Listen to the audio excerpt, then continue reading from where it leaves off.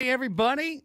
Welcome back. Hope you enjoyed the 97.3 The Fan Roundtable, or if you're just tuning in right now, hey, welcome to it. It's Andy and Elsten, your midday hang, underway and rolling for the next 3 hours. Live local San Diego Sports Talk Radio for you until 2 p.m. on San Diego's #1 sports station, 97.3 The Fan. Annie Heilbrunn, who just did a great job hosting our roundtable, is relocated here in studio. Thank you. It was fun. Good to get the gang together and a little spicy right after the loss yesterday. So I feel like we had a lot to talk about. Yeah, more like a paprika type spice. Yes. It was very Not jalapeno. Yeah. Very little acid reflux. No from cayenne pepper. No, easily digestible, Yes. just like delicious round table pizza. It is. Easily It's pizza royalty. digestible. Braden Soprenant here as well. Good morning, my friend. How are you? I'm doing well. Craig, a lot of crazy news last night Yeah. on Crazy. top of the Padres.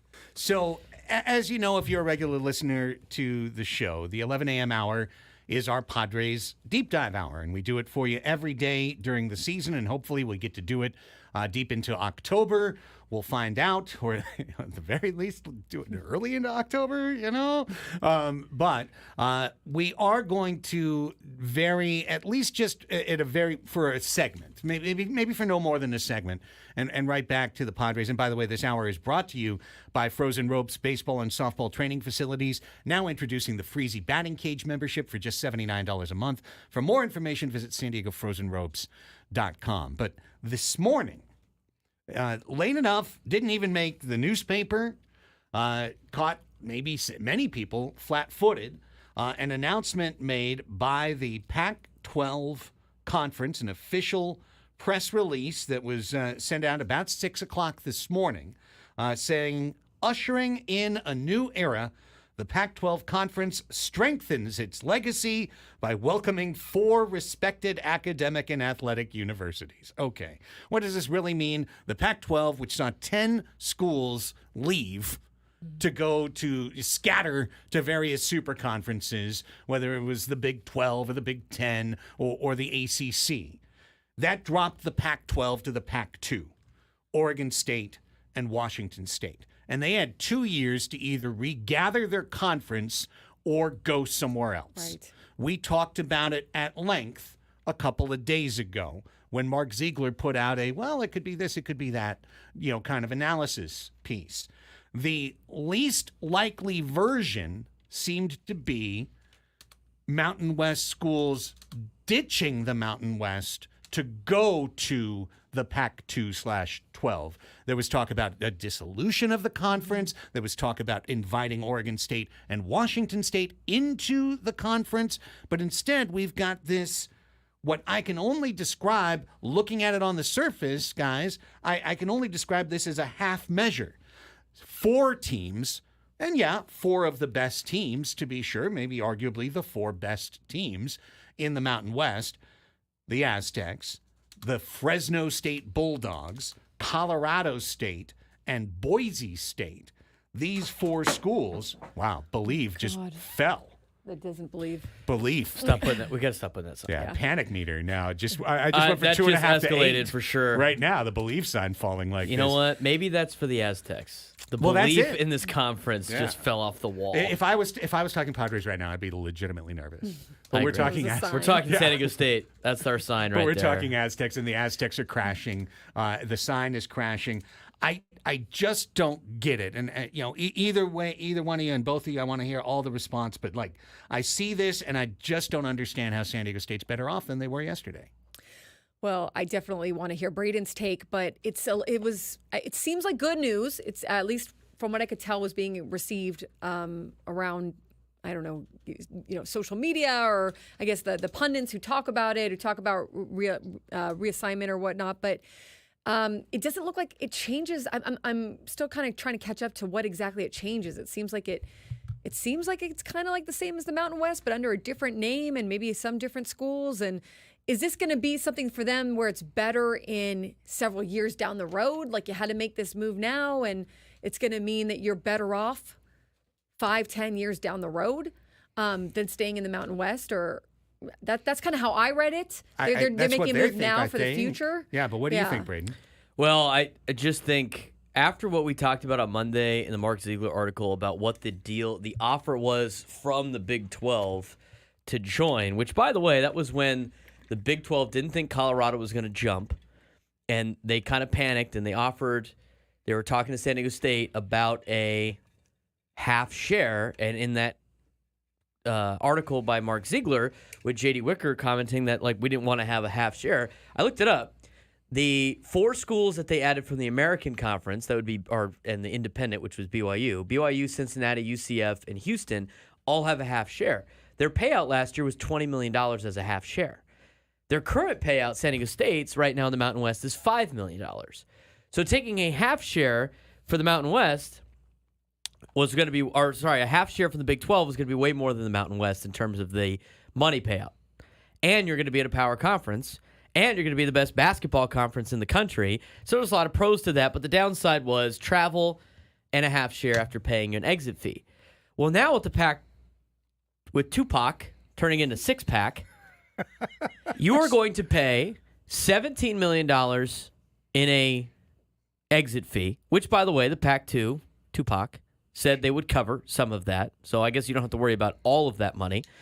And then you're going to get not $20 million on a TV contract. I mean, the new TV contract is probably what San Diego State is hoping for. It's going to be more than a Mountain West, but it's not going to be as high as what you would potentially have gotten in the Big 12. And maybe it will be. I doubt it. And so you give up the future and the long-term success of being in a power conference to now settling for a Mountain West plus? I mean, it's Mountain West plus. It's not even like anything's really changed. Right now, in your schedule, you're going to Fort Collins, Colorado. Well, in the future, you're going to Fort Collins, Colorado. Right. You're going to Boise, Idaho. Well, right, and in the future, you're going to Boise, Idaho. Nothing has really changed. You even played these teams non-conference all the time. I mean, Right. the Aztecs play Oregon State all the time. Yeah, they just and they got a scheduling alliance with them this year anyway, at least in football. So nothing really has changed. The biggest thing I think people are hoping for is and this is a pipe dream, guys, is Cal and Stanford going, all right, why are we Right. traveling cross country? Let's go back to the Pac-12. Who was a big reason why the Pac-12 was not saved with San Diego State and Fresno State and Boise State before? It was Cal and Stanford. They couldn't possibly see themselves in the same conference with their level of academics with the likes of San Diego State and Boise State and Fresno State. I'm not saying that's how I feel. I'm just saying that's what Cal and Stanford thought. Cal and Stanford is locked in the Atlantic Coast Conference until 2036. And unless Florida State and Clemson win their lawsuit against the ACC, which they might not, Cal and Stanford would still have to pay a gigantic exit fee to come back to the Pac-12 to be in a conference that's less than the ACC Right. for less money, and then being the same conference as Fresno State and Boise State, who academically are one of the worst schools in America. Not San Diego State. They're getting a lot better. In fact, they want to file for AAU status. But San Diego, but Stanford and Cal, they put their nose in there, the prestigious nose in the air when it comes to Boise State and Fresno State. So to me, that's a pipe dream. And then you start thinking about other teams, because they still have to add 2 more schools. What 2 schools are they going to add that's going to give them enough money where it makes it look like they're a power conference? I mean, just because you have an old power conference name doesn't mean you're a power conference. I mean, the NCAA is not going to, I'm not saying the NCAA, the SEC, the Big 10, and the Big 12 are not going to be like, hey, look, you're back. Right. Let's give you more shares. Yeah, let's give you an They're not automatic gonna, berth they're into not the going to playoff. do that. They're going to be like, look, you got San Diego State, you got Boise State, you got Colorado State, you got Fresno State, you got Washington State, and Oregon State. You're not part of our group. What happens to UNLV and what happens to the rest of the Mountain West? They start playing the game that the Pac-12 played. Remember that everybody's got a gentleman agreement. We're all sticking together, fingers behind their back. Meanwhile, they're trying to find a landing spot and flutter around. But that's, to me, based on what we know that has been reported in the newspaper of what they probably would have got with the Big 12 compared to what they are getting now, this seems like a panic move for not just the 4 Mountain West schools, but also the 2 Pac-2 schools as well. So I see a lot of, kind of like bottom line circumstances here. First things first. This is an incomplete move. It's completely incomplete. It's not done yet. You have moved to a conference that won't even exist if you don't recruit a minimum of 2 more universities across the line. But being realistic, you need to recruit 6 more universities across the line, not 2. And if what you wind up with just is the Mountain West with those other 2 schools, but it's just got a different name on it, how did you improve yourself compared to keeping your conference and bringing those 2 schools in? The studio in Berkeley? I mean, is it literally the TV studio that winds up being the difference between these 2 things? I believe from a football standpoint, the Aztecs are no better off than they were before, which was they're hoping that their conference is the best conference of the lesser conferences the year that they win it, so they can go in and be the 12 seed. I don't see in any way, unless there's a massive return of the original Pac-12 schools for them to have improved themselves on a football standpoint. But from a basketball standpoint, how are they better off now than they were before? The Mountain West was a better basketball conference. The Pac-12's basketball reputation has started to erode. Yeah, UCLA, gone. Done. USC, gone. Done. Berkeley, Stanford, done. Gone. So how are you better off? Now, listen, Coach Dutcher can schedule a giant non-conference schedule the way that he has in the past, but I don't think they're in a necessarily better position today than they were yesterday for what I consider their marquee sport, men's college basketball. They're paying a big fee to exit, right? They got to pay $17 million to leave, and then the rest of the Pac-12, they have to pay all those fines that we talked about. So essentially, the Pac-2 is paying $111 million to the Mountain West for 4 schools. That's a lot of money that they're just they're just trying to buy teams or schools from. I don't understand. For the Mountain West, it's great. You know what they can use that $111 million for? Go get some schools from the FCS like Montana and South Dakota State and North Dakota State to jump into the Mountain West Conference. And the Mountain West Conference might actually be a little bit better. But to me, I just think San Diego State fumbled the bag. We talked about this on Monday with an opportunity to be in a power conference. And to me, being in a power conference at any price was better, at any payout was better than being in this makeshift conference of we're basically just the Mountain West with a new name. Because nothing has changed. I don't know, from a perspective, I want to be positive about this, but what about this is currently better than your situation right now in the Mountain West Conference? The only thing that's different is you get a couple extra $1 million because I'm sure they will get a little bit better of a TV deal in the Mountain West. Aside from that, I don't see what we need to be celebrating right now. I think this is a terrible deal. Now, I'm just going through what Ziegler's put up this morning on the UT, and there seems to be a little bit of a nod, wink, wink that they're going to try and bring in Gonzaga as a basketball-only school in the Pac-12. That would certainly improve the basketball. Obviously, the basketball situation for San Diego State, but it would also force them to face Gonzaga every year in conference, which isn't the most beautiful thing in history. Just ask USD about that. How much better, though, for Gonzaga is that Pac-12 than what they currently are in the West Coast Conference? How much better is it? I think Big 12 it's better, but not. I don't know how much better. The Big 12 is willing to throw money at Gonzaga and UConn. I mean, if you're trying to outbid the Big 12, why would Gonzaga pick the Pac whatever to play Colorado State, Boise State, San Diego State, Fresno State, Washington State, and Oregon State in basketball? What's their incentive? Yeah. I don't get it. They can't recruit the other schools. Is that a given or? Well, then the whole thing dissolves in 2 years. And then you go back to.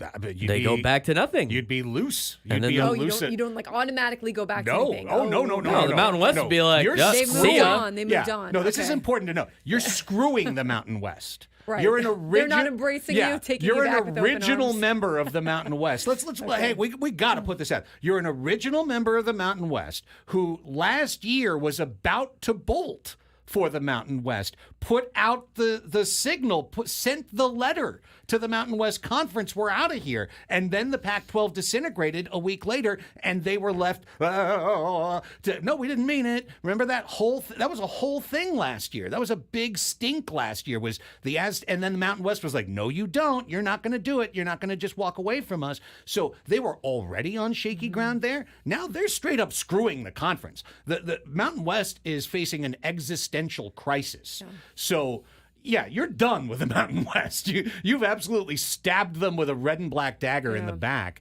because you could have worked together, opportunity cost, you could have worked together as a conference to try and strengthen your position and add to the Mountain West, including bringing Oregon State and Washington State across the line. Or did they try to do that and just wasn't successful? I mean. Sure. Well, that's to be decided in a conference room that didn't have a microphone, right? But point being, I just, and here's another little piece from Ziegler. It says, there were murmurs over the summer that Oregon State and Washington State were setting aside part of their war chest from the dissolution of the Pac-12 to help attract new members. It's expected they will pay the poaching fees for the 4 schools, but the 4 Mountain West defectors will be responsible for their individual exit fees. So the poaching fees appear to be $43 million for the 4 schools combined, but then 3 times the annual distribution is what they have to pay. So it's about $20 million what they're going to have to pay the Mountain West Conference to get out. Let's talk about Monday again. What did J.D. Wicker say in that article with Mark Ziegler? He said, I don't know about paying $20 million of an exit fee to only get a half share from the Big 12.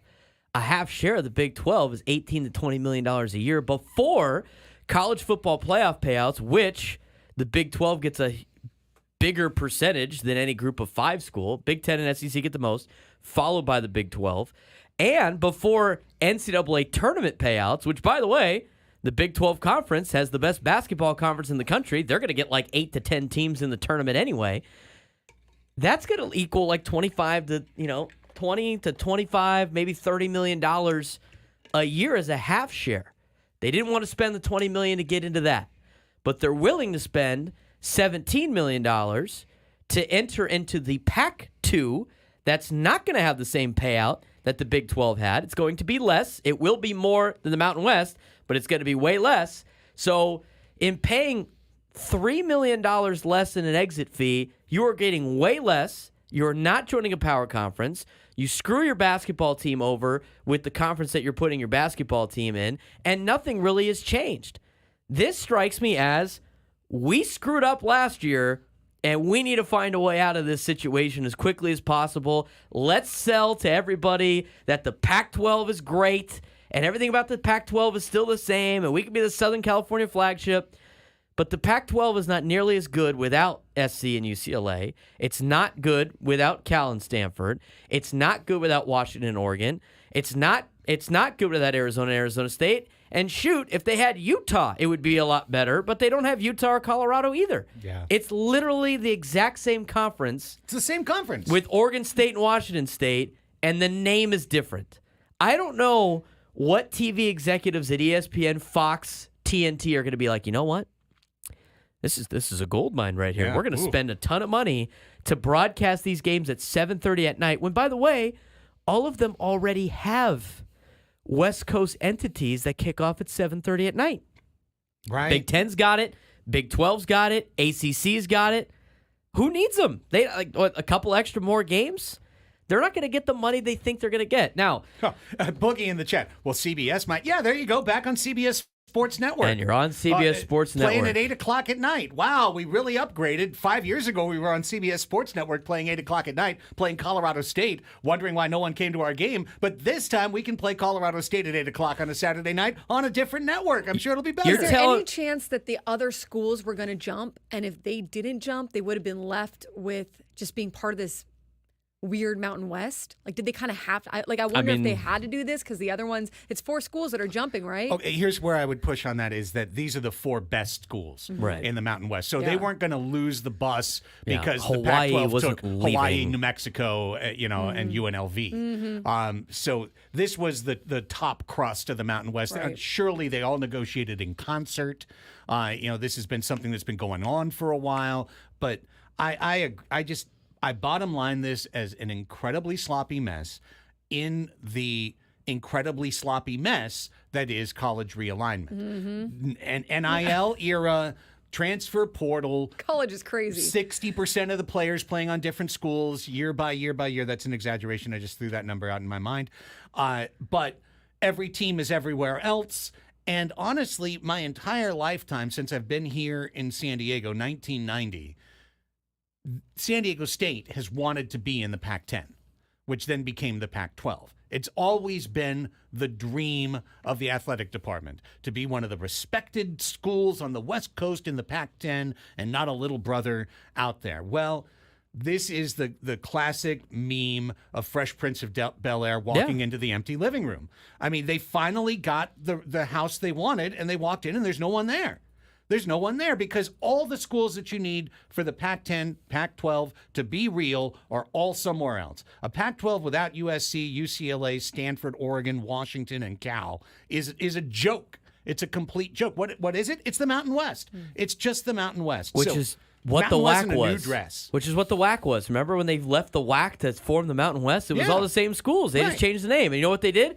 They took the best schools out of the WAC that were left over and made the Mountain West. That's And then exactly they right. ended up adding all the teams left in the WAC when Fresno State and Boise State and Hawaii were added, and they made the Mountain West. And it was basically just the WAC. And now it's going to be the exact same thing over again. And I stand by my statement on Monday. San Diego State, as Craig pointed out, has been so desperate just to be affiliated with the name Pacific 10 that they got blinded by that. Instead of taking a better deal, they took a worse deal because, look, we finally get to paint that nice logo that says Pac with the mountains on top and the number underneath Pac on our field. We're going to think we're badass about this. Here's what Dennis Dodd said about, because people are asking in the chat. The new Pac-12 college football playoff access will be about the same as the existing Mountain West Conference. Both are the best of the group of 5. New Pac-12 would have the inside track to getting one of the top 5 automatic conference championship berths, just like the Mountain West does now. He goes on to say, don't count on Stanford and Cal to fill out the Pac-12 dance card. They're not likely to risk the legal wrath of the ACC after playing only 2 games. Instead, think of American Athletic Conference schools west of the Mississippi.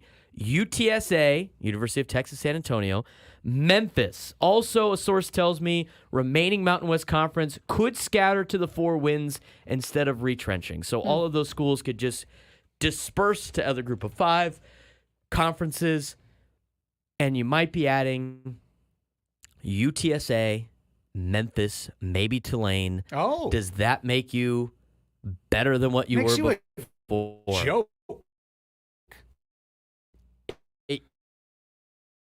You're the same conference with a different name. Aztec fans, they're like, hey, look, we're Power 5 now. I'm like, no, you're not. Nothing has changed. Nothing has changed. Take the scarlet and black sunglasses off and look at the forest. You guys screwed up. You went the wrong path. You could have gone down the path of lollipops and rainbows, and you took the dark path over to the left because you were like, oh, full share. What a massive screw up by San Diego State. Here's your title for the segment at the end. Mountain West in a brand new dress. That's right. That's what it is. It's Mountain West in a brand new dress. That's all it is. Okay. I want to get, I don't even know. I'm trying to get the phone screener up here. I wouldn't mind taking some calls on this. I'd love to take be calls honest. on this. 833-288-0973. Do we have any? Didn't they have a press conference? They did. Adam was there. We have a new technology to log into social media from Odyssey, and it's locking me out of all of our accounts. Cool. Just because it would be good to hear fun. their side of Yes, but what Adam they- is working on getting us Okay. this stuff. I mean, the positive, though, if we want to, because we just destroyed San Diego State for about 25 minutes.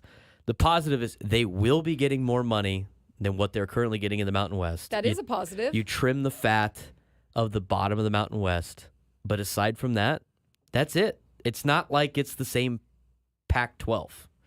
And I agree with the point to get if they're getting more money and what does it really matter that it's kind of the same if you up leveled in terms of financially? Well, my thing they had the whole deal of a nickel holding up a dollar, right? Because they could have had more money in the Big 12, way more money than what they would get. I know, but what I'm saying is they said no to that because of half share. They didn't like that they weren't getting a full share, but a half share at the Big 12 was $20 million. They'll get a full share in the new Pac-12, but that's going to be like at a max of $15 million a year. Yeah, it was half share of a gigantic chocolate cake, but instead now they get a full share of a little deli sandwich. Correct. But they might be sitting in there regretting not going that route, but it's like you have to deal with the hand that you have on the table, right? Yeah. Like deal with the chip stack you have now that you already screwed up. Yeah, they went all in. They went all in for except for one chip hit. Went over on blackjack, and now they're just trying to deal their way back to their big pot, and it might take years. All right, so let's do this. Let's open up the lines. I just got my screener call up, 833-288-0973. We do have, as we set up the show for you, and we're super over. Super. Right now. But as we continue, we do have Padres Deep Dive material to present, and we will get back into our beloved Friars, who are annoying us and have an off day. So it's a great day for us maybe to shelve some of this stuff for tomorrow. We will hear from Tom Krasovic coming up at 1 o'clock from the San Diego Union-Tribune, and I'm sure he's got some ideas and thoughts on this topic as well as what he normally covers. So we'll talk some Padres with him, and we'll talk some Wave with Tom Krasovic as well. We've got the 12 o'clock Sports Fix coming up at the top of this hour. Today's silly game is Fast Money to be played at 12:45. Plenty of more to come. But we will come back and take some calls, 833-288-0973. If you want to talk about San Diego State moving to the Pac-12, which is the six-pack and is also the Mountain West in a brand new dress. We'll talk about that next on Annie and Elsten right here on The Fan.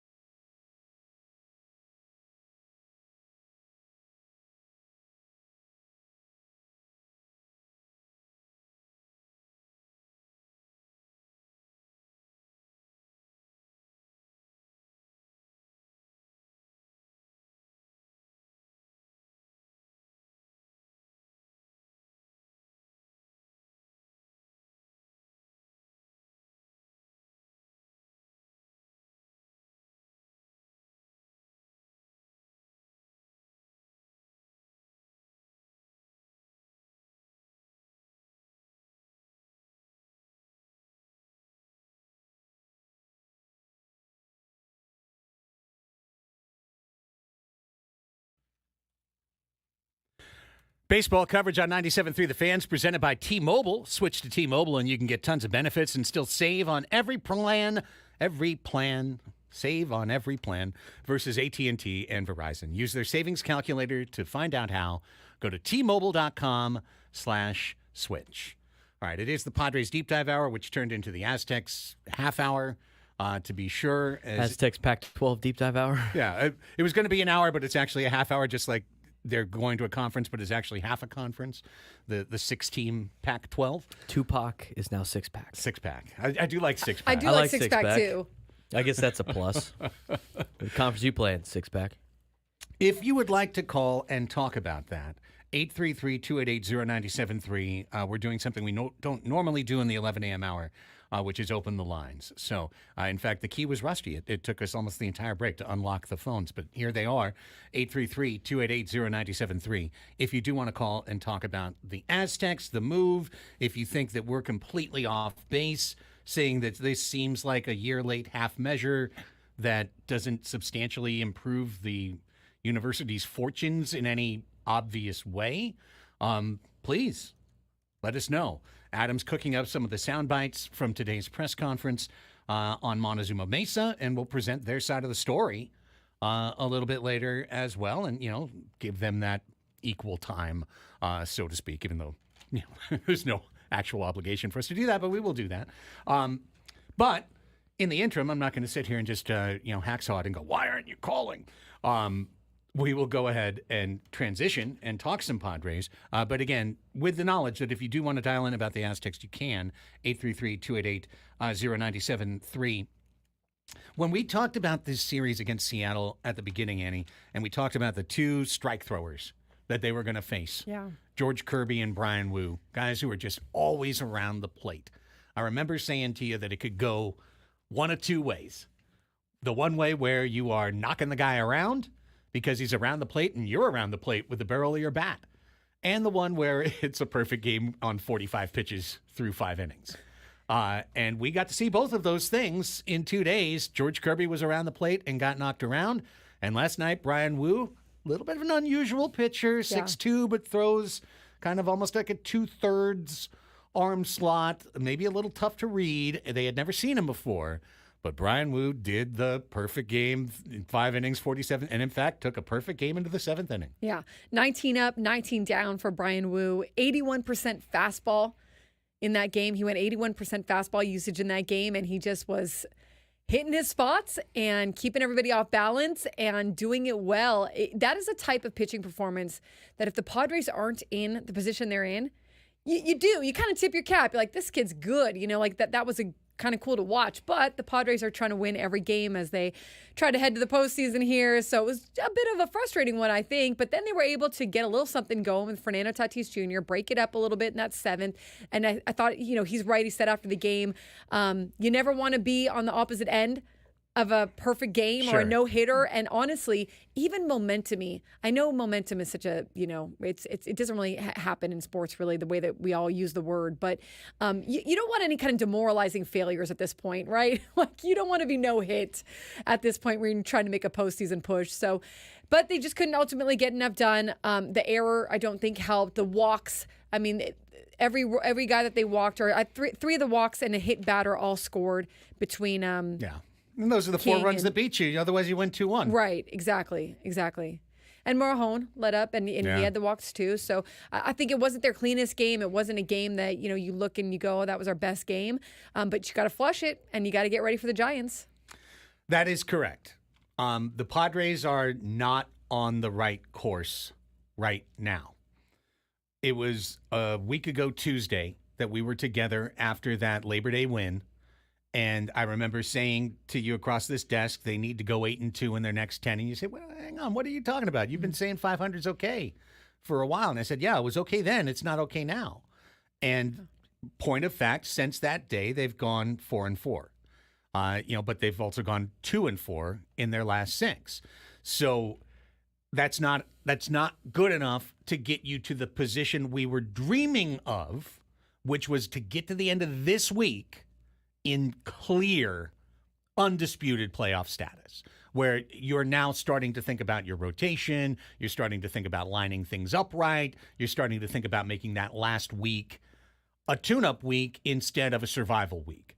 We're currently on trajectory for a survival week in the last week, going to Los Angeles and Arizona where results matter, where like 3-3 is going to be the minimum needed to make the playoffs.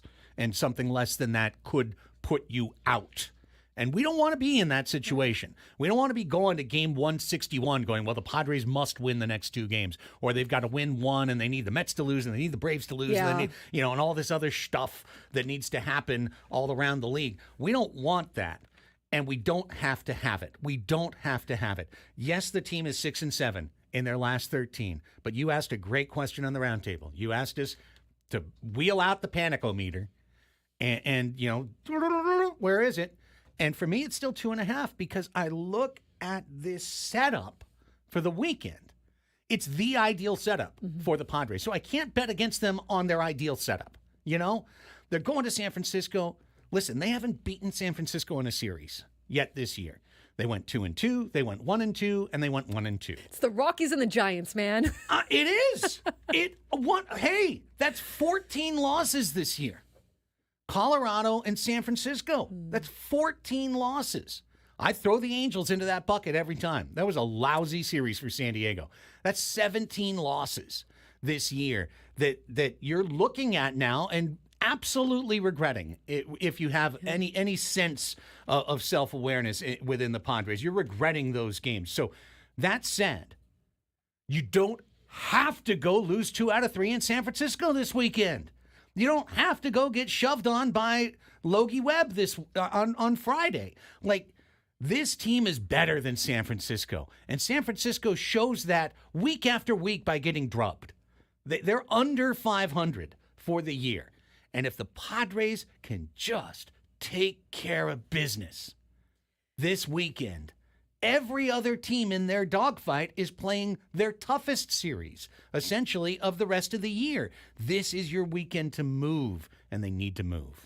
Yeah, the Giants, could be set up to be some spoilers for them this month. Yes. But under Bob Melvin, the Padres were the spoilers last year, and under Bob Melvin, the Giants might be the spoilers this year for some teams. And so you don't want to be on the other end of that. I thought it was positive to see Fernando Tatis Jr., that is 2 home runs in 2 consecutive games. 2 incredible defensive plays that he made. The one yesterday where he robbed Randy Arozarena with that just perfectly timed leaping catch at the wall was spectacular. And you love to see it for him, that he's starting to feel better. Maybe that gives this offense also a little bit of a push. Maybe that kind of gets, not that they're off track, but, gives you a little something there going into this last stretch. And then I agree with it, kind of the thoughts that were going around in the roundtable, which is it's really not, I'm with all of you. You're at the bottom end of the panic. It's not panic time yet. It is a little concerning. It's a little, hey, let's get back on track, like you said. But you look at this Mets, the Braves are going to see the Dodgers 4 times, right? Yep. 3 or 4 times. 4. This weekend. So Craig is right that the Phillies, you got to face them if you're the Mets 7 times. Padres definitely need to do their part. You can't just kick back and say, oh, well, let's just hope those teams lose. And of course, they're not doing that, but they've got to do their part. They've got to win here or win most of the games. But then they're still in pretty good spot. They're in still in a playoff spot and maybe seeing the other teams sink a little bit lower and lower. But it's getting a little spicy. I mean, look, the Mets, when we left here yesterday, the Mets were losing a no-hitter 1-0. And then the Mets came back and had a huge 9th inning and won that game. Yep. The Diamondbacks won yesterday. Easy. The Dodgers won yesterday. They beat the Cubs in that series. Their only win in that series, but they did get a win. So, yeah, you got to make sure that you're keeping pace here. Okay. Just to lay this out explicitly. This weekend, Padres at San Francisco. Arizona hosts Milwaukee, one of the 3 best records in baseball. New York goes to Philadelphia, one of the best records in baseball. And Atlanta hosts L.A., the best record in the National League. Next, so that's this series. This series bracket, ideal setup for San Diego. So you've got to take advantage. Why? Here's the next set, okay? Right down the hall. Coming back on Monday. We play Houston. one of the best teams in the American League, the team that goes to the ALCS every year. We play Houston. Atlanta at Cincinnati. Mets host the Nationals. Diamondbacks at the Rockies. That's a great scenario to lose ground to all three teams. You're playing a great team. They're all playing the worst available opponent on their schedule next series. But this series, we're playing our worst available opponent, other than the White Sox, and they are playing their most difficult opponent. You've got to take advantage of this weekend. If you don't, I'm back in here, panic meter 6.5 on Monday. Guaranteed. Guaranteed. You got to take advantage. This is a playoff weekend for the San Diego Padres. A make the playoff weekend. I think every game is important at this point. Every game is important. And here's the thing, too. If that does, if the Padres are able to take some this weekend and then they go into a rough stretch, just throwing, I'm not, wishing this upon them, but say that they go in a rough stretch or something and maybe against the Astros or whatever, are you just right back where you started if the other teams do well? Is it really maybe just coming down to these last games? We can go to the and listen. I mean, even if they do well this weekend, if they hit another rough stretch and the other teams do well, it flip-flops again. Of course. But we're looking at the right in front of us, right? And this team has the ability. It has it in front of them, right in front of them, the opportunity to take control of this circumstance to, by the end of next week, not be worrying about the Mets and the Braves. Yeah. And only be looking at the Diamondbacks and our position relative to them in the wild card and our position relative to the team in the East that winds up making it through the storm, right? And then we can talk about who's the better matchup, the stuff that we talked about on the roundtable today. But first, you got to get there. This weekend, they've got an amazing opportunity. I believe in this team. I think they can do it, absolutely. But what drives you crazy is when you see them at a little bit less than their best against teams that aren't at their caliber, that don't have it the way the Padres have it. San Diego's got it, but they got to show it this weekend. If they do, we're in, man. We're going to be in. If they don't, we're going to be in trouble. We're going to be in that spot where we're a game behind going into the White Sox series, having to win every single game, and then, oh no, Andrew Vaughn hits a homer, and we all panic. I'm not going to panic. I am just cracking the whip. That's it. No red alert flag, no panic. It's just time to crack the whip. We are in the home stretch. This is where you spur this horse forward. There's no excuse at all to lose to the Giants again, a fourth time this year. There's no excuse. You're better than them, and you better show it, period. With that, let's take a break. We'll come back, and we will take a look at the change at catcher for the San Diego Padres and what it means going down the stretch. Padres Deep Dive Hour had an Aztec intervention.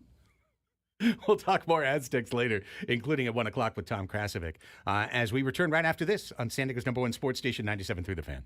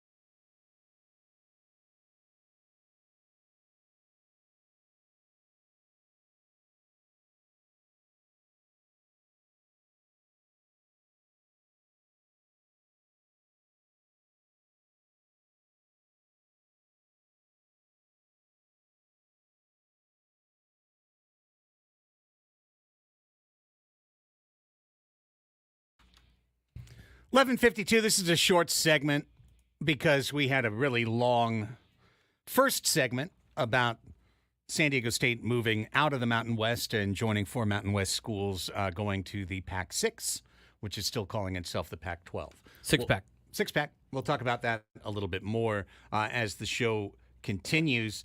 The Padres sent down Luis Camposano yesterday. Elias Diaz and Kyle Higashioka will, I don't know if they'll split duties. I think Higashioka has become the number one catcher for this team. I agree. It is interesting to note that Higashioka's 3 for his last 18, 1 for his last 12. So he might be on a little bit of a cold spell and is at the way beyond the upper limit of his previous, high in innings caught. Right. He might be cooling off, or he is cooling off a little bit here. So we'll see if he can heat back up. And I don't know if they're maybe going to give Elias Diaz some more starts right now just to get him acclimated and see how he does. And then maybe it's a mystery, but I wouldn't be surprised if I saw a little bit more of Elias Diaz over this next week or so. And then maybe they figure out more of a structure. Yeah. I'm quoting once again what Dylan said in letters to AJ yesterday that we talked about. Like, if it feels like we're going over some things with a fine-tooth comb right now, it's because those things could be the difference between winning a playoff game and losing a playoff game. And I think we could all agree that if this season goes 164 games and the Padres make the playoffs and then 0-2 barbecue in the first round. Barbecue. It's no You've never heard that before? No. I love using that term. That's my What's that from? That's from college baseball. Oh. That's from a lot of different any type of 0-2 tournament. barbecue? Yeah, 0-2 barbecue. Yeah. Lose your 2 games, have the team barbecue. You're out. Like 1, 2, 3 Cancun? Yeah, Okay, exactly. 0-2 barbecue. 0-2 barbecue. barbecue. I Yeah. use that term all I'm the going to use time. that now. I like it. That's my roundtable answer. No one's going to be happy with an 0-2 barbecue. No, not at here all. in San Yeah. Diego. We think we have a team that at least makes it into the second round, and we think could win 2 or 3 or 4 playoff series. So, I know we're about to hit the bumper right now. I think it is incumbent on the Padres to start Elias Diaz at least 6 times in the last 15 games. We do not want another Austin Nola situation in the playoffs, Annie, where they only trust Higashioka and only Higashioka starts every game. Unless that's their plan. Unless it's like they want to go with that. I don't know. That's going to be what's so fascinating to follow. And who are the personal catcher matchups right now? I mean, is there Higashioka with only a... But maybe they're going to throw Elias Diaz in there and say, let's change it up. Let's try to get work with everyone. So there's no surprises come postseason. And there's no knuckleball to catch, so why not? Sports Fix is next on Annie and Elsten.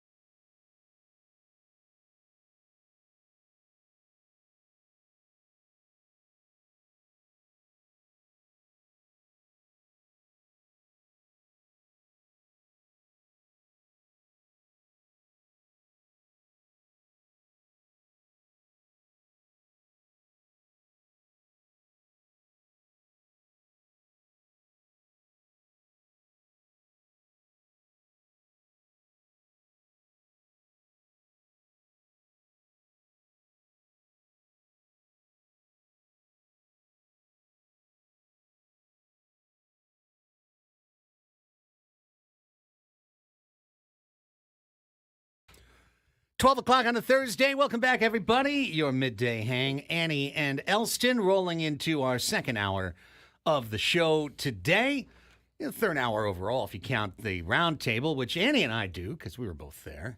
And Braden was producing it. Pushing the buttons in the right, pushing the background. buttons. Yeah. So, Yeah, really, it's our third hour. Really, it's for all of us. It's our third hour. Nonetheless, even if it's your first hour joining us, we say thank you so much for being there on 97.3 The Fan, FM radio, on the Odyssey app, streaming worldwide, on YouTube, where we are a video show every day on the 97.3 The Fan page. That's where the chat is hot. If you're following us anywhere else that we are streaming, whether it's Twitter or Facebook or Twitch or what have you, and you're like, why do I type things in and no one responds? It's because they're all over on YouTube, on the 97.3 The Fan YouTube page. So come on over and hang with us right now.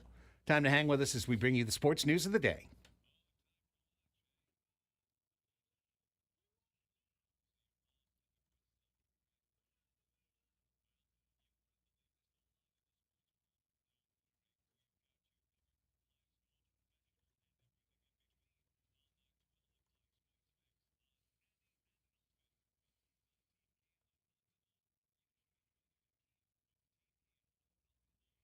Here we go with all the sports news that's fit to speak, from local to national to regional. It's your 12 o'clock sports fix for September 12th, 2024. Annie's got all of the Major League Baseball, latest injuries, transactions, and news right now. All right, let's start up in Toronto, where starting pitcher, what did we decide? Is it Bodine, Francis?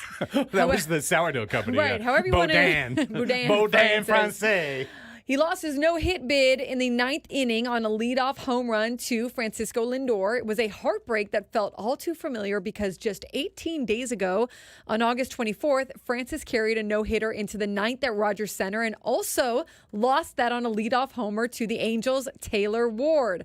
Francis is the first pitcher since Nolan Ryan in 1989 to lose two no-hit bids in the ninth inning in the same season. You're so close. The Twins announced Thursday that they've reinstated Byron Buxton from the injured list and optioned outfielder Austin Martin to AAA St. Paul. Buxton wound up missing exactly 1 month with a hip injury. Astros outfielder Chas McCormick is headed to the 10-day injured list with a small fracture in his right hand. He suffered the injury upon colliding with the outfield fence while pursuing a foul ball. Red Sox left-hander James Paxton plans to retire after the season, he tells WEEI. Okay. The 11-year-old big league veteran announced the news on Bradford's Baseball Isn't Boring podcast. He said it's a tough decision, but he plans to move on to the next chapter. The Padres lost to the Mariners yesterday 5-2 to split the two-game series with Seattle. They fell a half game behind the Diamondbacks to slide to the second wildcard spot. The Padres are off today. So are the Mets, Diamondbacks, Braves, and Dodgers. So it should be a fun or torturous weekend of baseball starting tomorrow.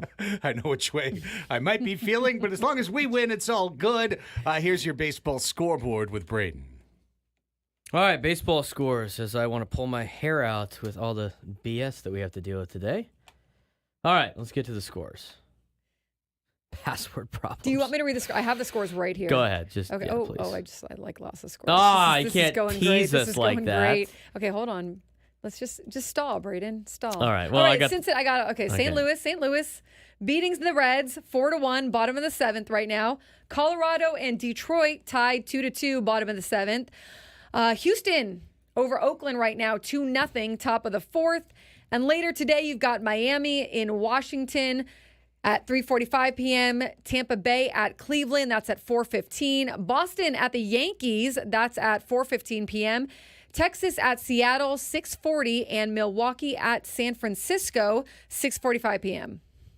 Thank you so much. Poor Annie. Braden. Braden's in computer jail. Basically, yeah. Purgatory. Thanks to the Odyssey company for making dumb decisions on things. What's up, Odyssey?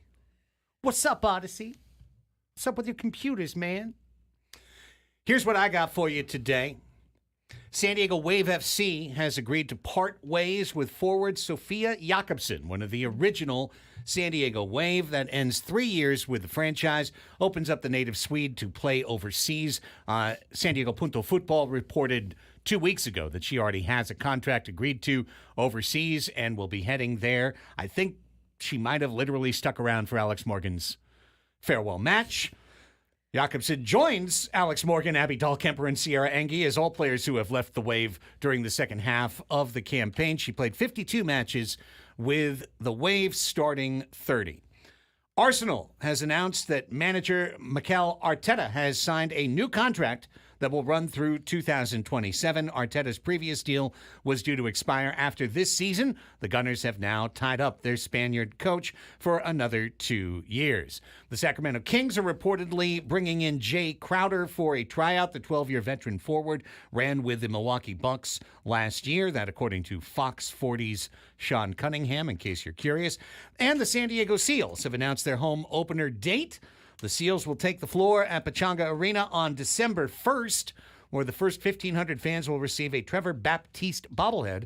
Full National Lacrosse League schedule will be released on Tuesday next week. We've buried the lead. Here's the big college football story with Braden.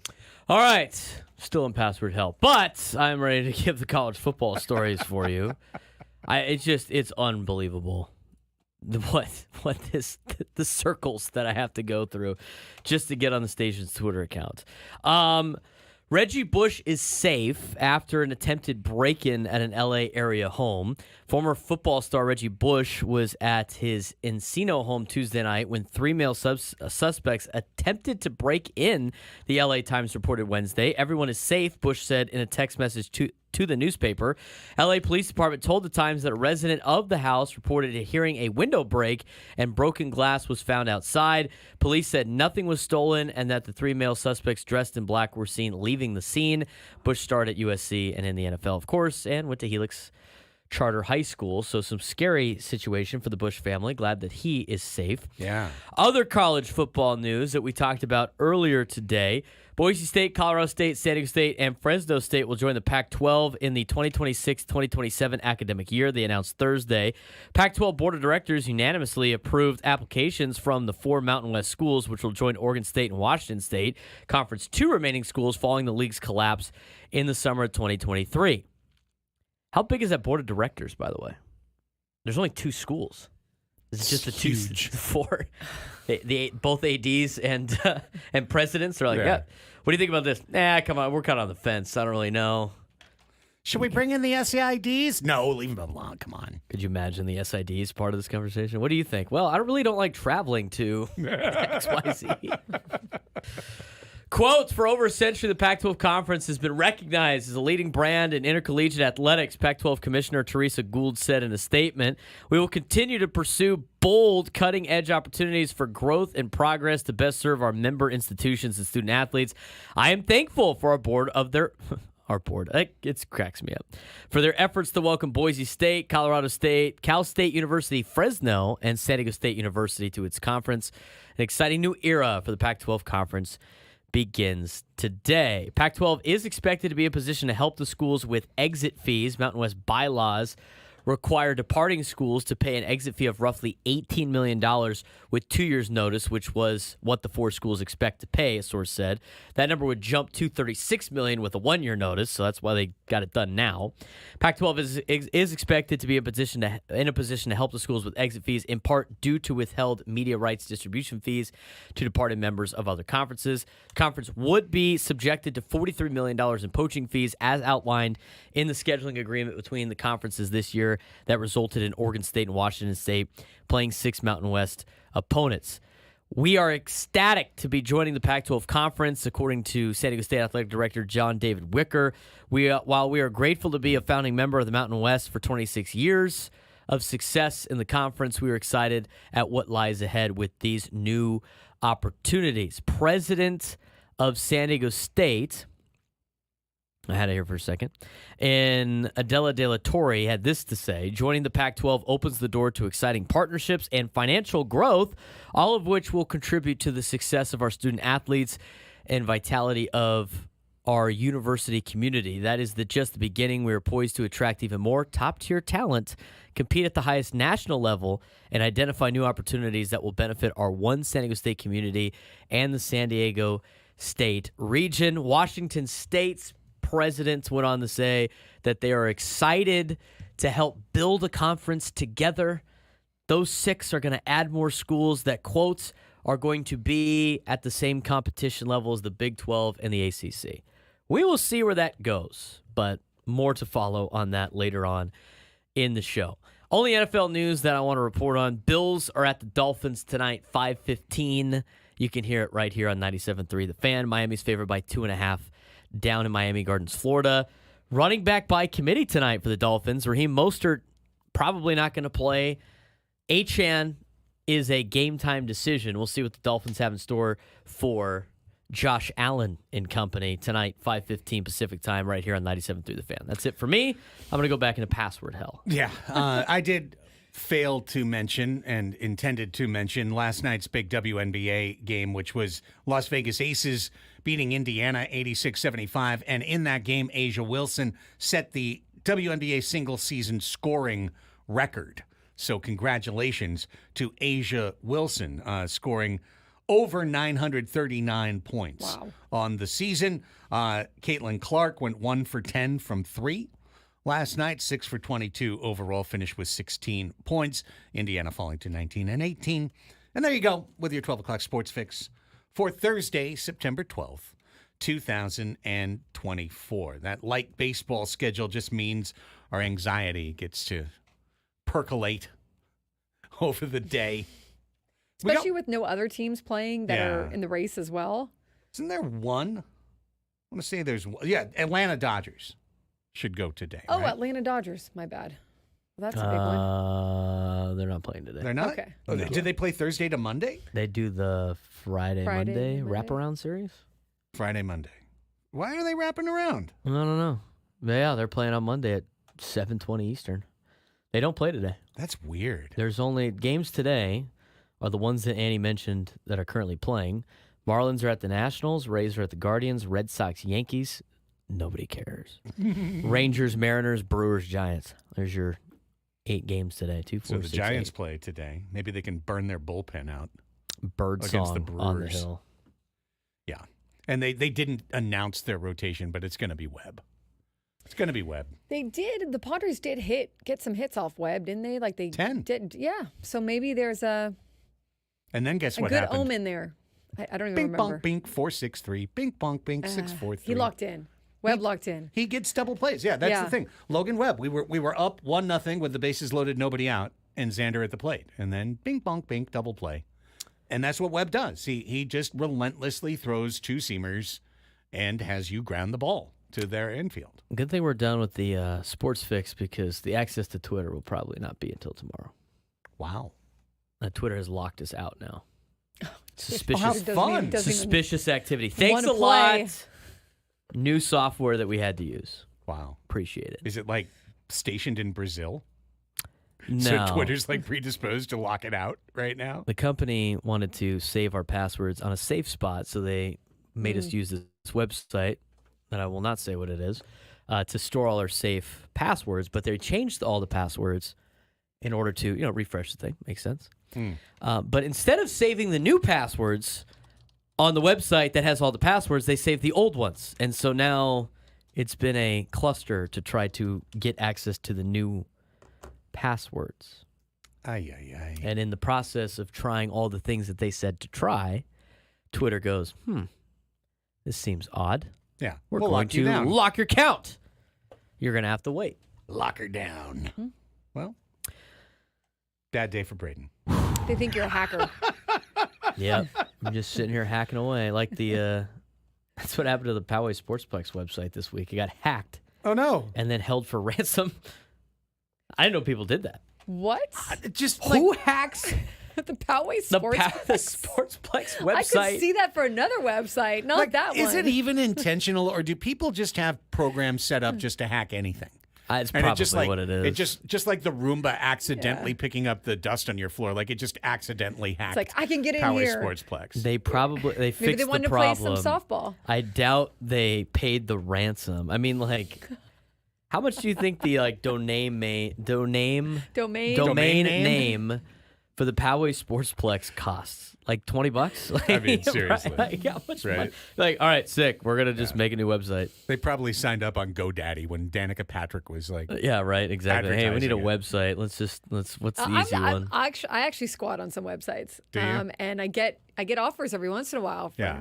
and yeah. You're like did the like someone sit on your name.com? Like, No, I've picked up websites over the years that I'm like, oh, this would make a good website, and then of course I do nothing with it, and then I just have the name. You're like the dude And- that like trademarked all the Washington Commanders team names. And you have to pay for them every year. So Yeah. I'm like, why am I doing this? That's an interesting yeah. investment there, Annie. Yeah, I mean, exactly. the stock market probably pays a little bit better than that, but you know And- what? If you hit it and big, picking up I'll be like, driving along, and I'm like, oh, this has a good ring to it. I'm gonna pick up this website, and I'll go to GoDaddy, and I'll like. this is a very odd form of Sales. gambling for Annie right here. Yeah. Sometimes I'm 1-800 like, gambler. I can make something out. I'm gonna start something for this. No. I don't. I just have the website. She just buys websites and then And gambles no one that else somebody really wants them it. because it's not like Right. I get a lot of offers. I just get an offer here or there for like $100 or something. yeah, I literally think I paid to keep 619sports.net for 11 years after we stopped doing Yeah. it. And then it was just like, well, what do you know? Maybe, what if? Yeah, you what know? if? Well, it's $50. Who Yeah. cares? Now it's it's pricey though. You gotta, Yeah. not price. I mean, it is kind of like when you look at the year over year. Yeah, Tyler Ellison. It's called investing. Well, I would love to know the rate of Website return dealer. on Annie's One time- website dealing. I did when I was teaching dance. I had Brandon called you Annie Otani. It gets a different form of gambling. I had a website called Tutus and Tap Shoes. I kid you not. This was like when I was like in my early 20s. And like the one day that I didn't, like you had to re-upgrade, Yeah. right? And the one day, someone else was waiting for it and just was banking on the fact I wasn't going to renew. And they snatched that thing up, and there went my dream, I'm picturing somebody just every day Tutus refreshing. and She's Tap. paid I it didn't know again. it's there. .com. Yeah. Be Can't careful. be reached. No one's using it. Oh, no. I can get it no one's again. using Get it back. I mean, this was a long time ago. Nobody take it out there. Now that I said now it. it's over. Yeah. Well, there's actually, you were It's over. screwing over the great establishment, Tutus and Tap Shoes, the dance school in Fayetteville, Arkansas. Maybe they needed the. Wow. Yep. See, that's the problem. Blue Like, Pig is upset. However, guess what? They are on tutusandtapshoes.net. They had the same problem They're a we net. did. Yeah. Wow. So, tutusandtapshoes.com, still out there. what's telling? Oh, yeah. Okay. Don't take it, anybody that's listening. Okay. I don't even know what I'm going to do with it. I just want it. Like, I just want it. So does Tutus and Tap Shoes in I feel like Fayetteville, maybe I by should the just way. let them have it. They want it Wait. too. I don't know why they don't have it. Annie's like, pulling out her credit card right now. She's going to snatch it. Oh my goodness. Got to diversify your I'm bonds. like sweating. Anthony okay. Sandoval, another great one-liner in the chat. It kills me. I feel like we're in a post-hack world anyway. Like, I guarantee you my number has been involved in 5 hacks. Wasn't there some You know. government Oh, thing yeah? that like everybody's Absolutely. social security numbers got Yeah, the hacked? Sony hack. Yeah. What was Yeah. the big one last year? I'm trying to remember. It was an insurance company or something. Someone got hacked. Because I'm telling you, these days I get 8 spam calls a day, and I get usually now 3 to 4 weird-ass text messages out of nowhere. Hi, honey. How are you? Oh, Heart I sign. get those. Hey, haven't heard from you in a while. Is this your new number? Like stuff like that. And honestly, if you're someone out there who's a friend of mine and you ever have a need to reach out to me, please identify yourself if you got a new phone. Don't just be like, hey, how's it going? Right, because I will automatically block and report because that's all I do.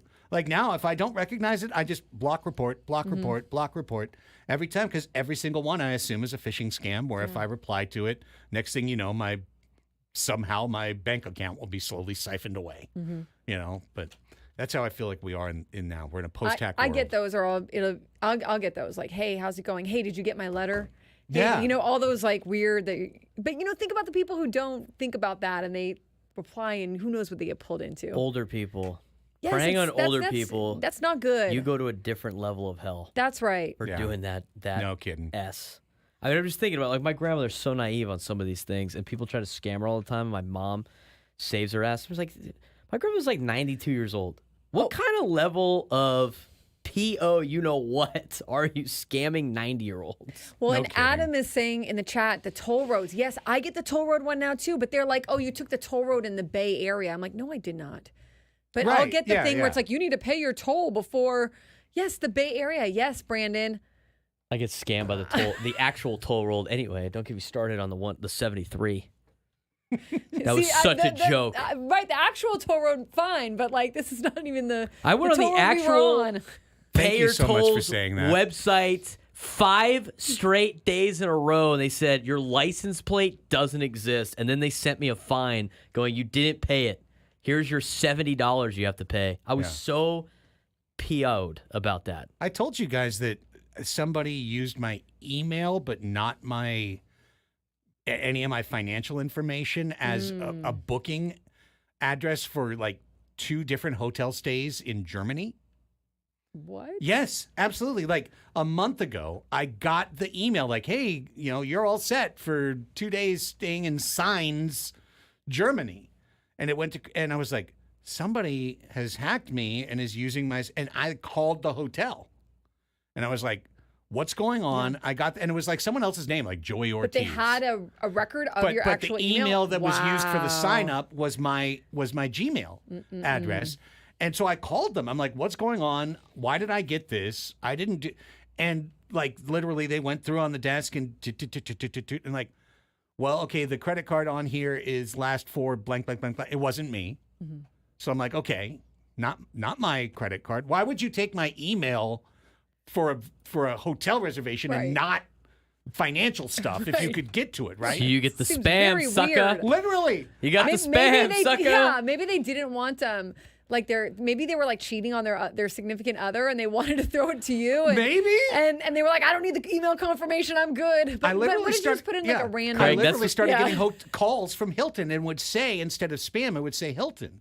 And then I picked one up like the other day when we just had gotten off work, and I'm like, hey, listen, like, what's going on? Because I got this and that. And they kind of went, well, we're going to mark this as false, and so we won't bother you anymore, blah, blah, blah. Well, Craig, Charisma said, did they misspell their email? Maybe they have one just like Well, Craig, that's what happens when you have a raunchy email that people think is Right, fake, and yeah. they write a fake email. you. Even Scratch the Cougars in the chat now. Yeah, maybe he's Scratch. gotten scammed too. Wow. It's like, yeah, my email address is like tutus and tap shoes, but it's I totally different. just bought tutus and tap shoes. I feel the high. I do. And, Big win for Scratch last week. right. Good for Scratch. I was going to say something else on the scamming. Oh, one time I got with Capital One, they send me notifications on my phone and watch every time I purchase something, which Yeah. is great. And they sent me one. It was like, purchase confirmed, $120 at the Atlanta Hawks store. I'm like, Atlanta Hawks? They got rid of that thing quick. And I was like, Adam must have stole my credit card. I don't know how. Damn I don't it, know Adam. anybody that would ever buy Atlanta Hawks gear except for Adam. Obviously, it was Adam. It was obviously Adam. Guy's hacking my phone. Thank you for mentioning toll roads, though, because I took it Saturday to go to the Rose Bowl, and you just reminded me, and today was my 5th and final day. Boom! I think it's because I have a $6 payment instead of $80. Thank you guys for saying the words toll road. I think I have. I think having a custom license plate screws you on that deal because I literally every time I type in, it's like it's not there. Yeah. And then I go and I double check it after the spelling, make sure like there's no typos, and it was the exact same thing they printed. I'm like, oh, here's your license plate. It's like, you told me it didn't exist. Let's take a time out. 12:24. We've got Fast Money coming up. When we return, if you'd like to call in and talk about San Diego State moving to the six-pack, 833-288-0973. Did Dale Torrey just answer the wrong phishing email? And the next thing you know, she's in the Pac-6? She was like, oh, Like- this is great. Washington, Oregon. She read the whole thing, hit commit, and we're like, wait a minute. I didn't see the state Book part your of all dream these. vacation now in Pullman. Oh, Click. no. Whoops. Whoops. I Fully just sent my whole guaranteed. team. No. Whoops. I sent my athletic department to We the just Pac-6. sent all of our teams to join Benny the Beaver and Butch the Cougar. Oh, man. It was a Benny the Beaver phishing email. That's It's Can we making all at right. the least sense in the world. mention Todd's comments? Is Todd onto anything here? I feel bad that we're not like I saw Todd's comments. They Todd still is don't make any saying sense. the move for basketball was necessary. Eliminate all sub 200 conference games, plus able to customize non-conference. Same for Boise. Means automatic tourney revenue. Let's talk about That's it when if we they come make back. the tournament. Yeah. 12:25. We got to take a break. Let's talk about it on the other side, right here on the Fan.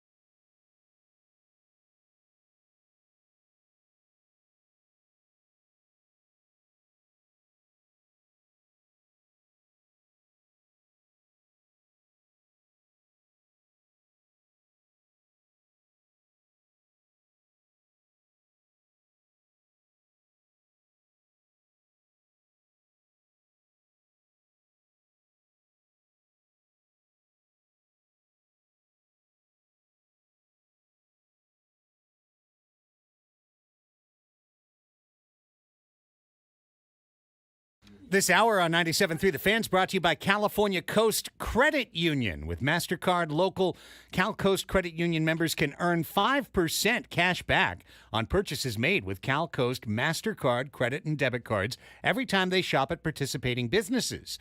Learn more at calcoastcu.org/shop-local. A slash and dash. calcoastcu.org/shop-local. Woo! The Slash and dash. Write it down out there, folks. Pac-12. Pick up the website. Better write it Slash and down. dash conference. Look that up. I was literally thinking about that the other day. How like when I was young, people would be like, Pepperidge Farm. Remember. "Go grab the exactly. Go grab your pencil and paper. Here comes the important number you need to know."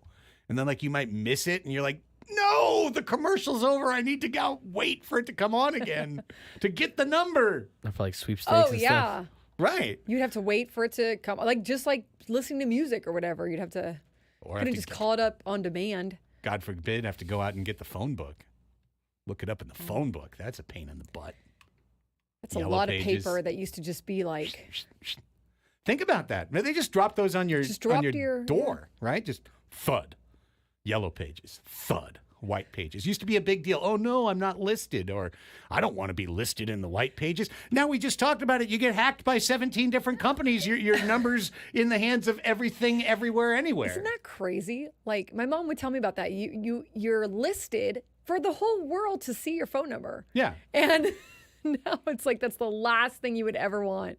I don't want to be listed. I'm getting 70 spam calls a day. You want to say I'm not listed? I'm listed. Listed in hack world. Because back then it was probably like you'd get like people pranking you, and that was it. Like, Right. prank calls. Is your refrigerator running? Yes. Well, My- why don't you go run down and get it? Better go catch it. My mom told me about when she was younger how there was one shared line between like her and the neighbors. So you had to like wait for the neighbor to stop using the phone, and then you could get on the phone and make your call. Like, think about how the world must have been for that to all work. Yeah. People must have been like, "Oh no, you go ahead. You use the phone here." I was trying to remember not what how the it is name of the now. old thing was. It was something in a can. Hey, do you have something in a can? Let him out. It was like some guy's name. Like, do you have Peter in a can? Let him out. Those were the old crank calls when I was a kid. Things have gotten a lot worse. Here's J.D. Wicker, Prince Albert in a can. That's exactly right. Wait, I don't get it. Do you have Prince Albert in a can? Well, can you let him out? Yeah, well, can you let him out? Okay. Let him out. I get it. Okay. I think it was like a pomade or something. Prince Albert in a can. Oh. So you call the store. Do you have Prince Albert in a can? Why, yes, we do. Well, let him out. Oh. Stupid. That's what kids would do. Remember Ding Dong Ditch'em? It was Yeah, Yeah. kids still try to do that. Ding. It was tobacco. Yeah. Oh, there it is. Yeah. It's tobacco. Yeah. Yeah. Prince Who Albert knew? in a can. You I want any did. Tobacco. I was like, what does Prince Albert have to do with any of this? But now I get it. Nothing. I know a Fat Albert. I don't know about a Prince Right, Albert. right. Prince Albert in a can. Let's hear from J.D. Wicker talking about why. I believe this soundbite is about why it's in San Diego State's best interest to join the Pac-12. Correct? Yeah, we have a couple of sound bites that we can get to. This one is J.D. Wicker asked why moving into this version of the Pac-12 is what's best for San Diego State.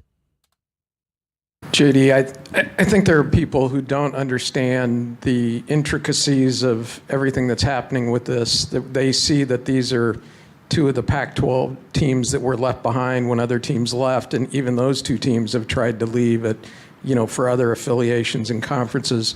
And 4 of the 6 teams now, at least at this point, are Mountain West teams, which is, the current conference that you're in. Where are the opportunities and more specifics, and why is this a better situation moving forward? Is it all based on potential and opportunity down the road, and what do those opportunities look like in your mind? Yeah, I think the key to this is, constantly improving yourself. We always want to not just look at the short term, but what is going to be, the potential long-term gain. And we think this move is going to give us the best opportunity as you look at revenue generation, as you look at, college football playoff, as you look at NCAA basketball, all the other sports.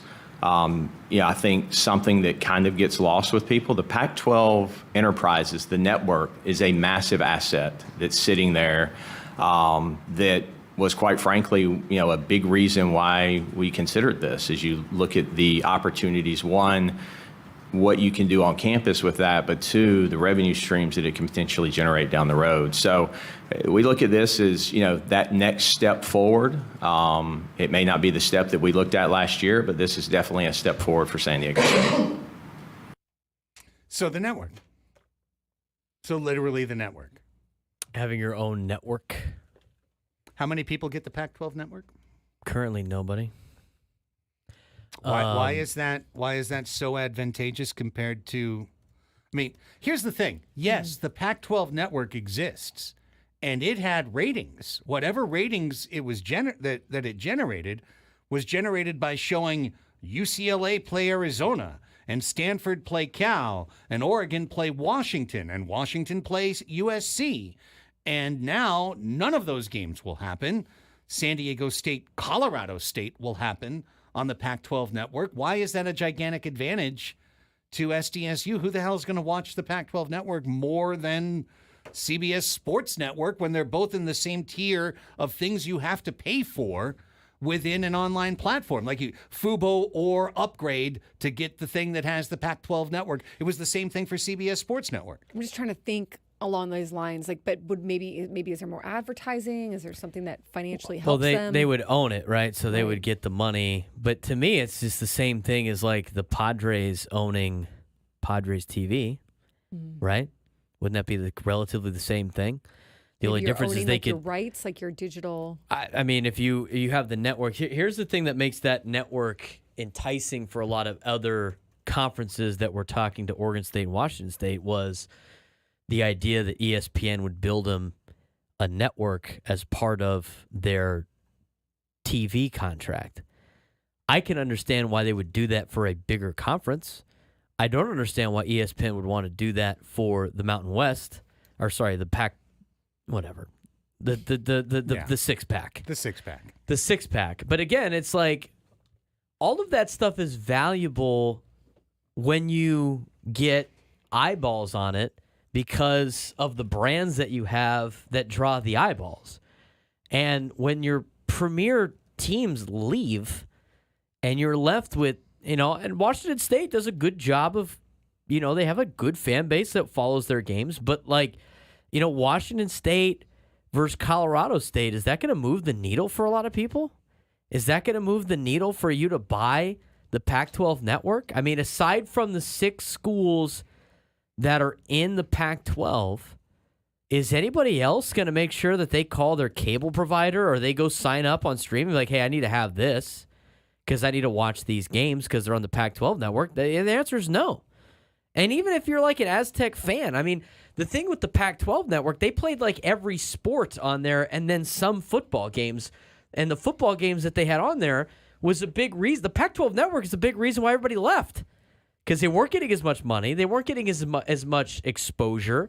They were like locked in this little world that nobody could view. So I understand why it's an asset for certain situations. This situation does not strike me as an asset, aside from at least San Diego State gets to keep more of the money. But even then, unless they get a deal with a major network with this branding thing and infrastructure that they have, I don't know where the money's coming from. Am I missing something here? I don't think you are at all. I think the way that the Pac-12 network would gain value and therefore gain ratings and therefore be able to charge money for ads and generate all this money for the parent schools would be if they added 6 schools, all of which were better than the 6 schools they have now.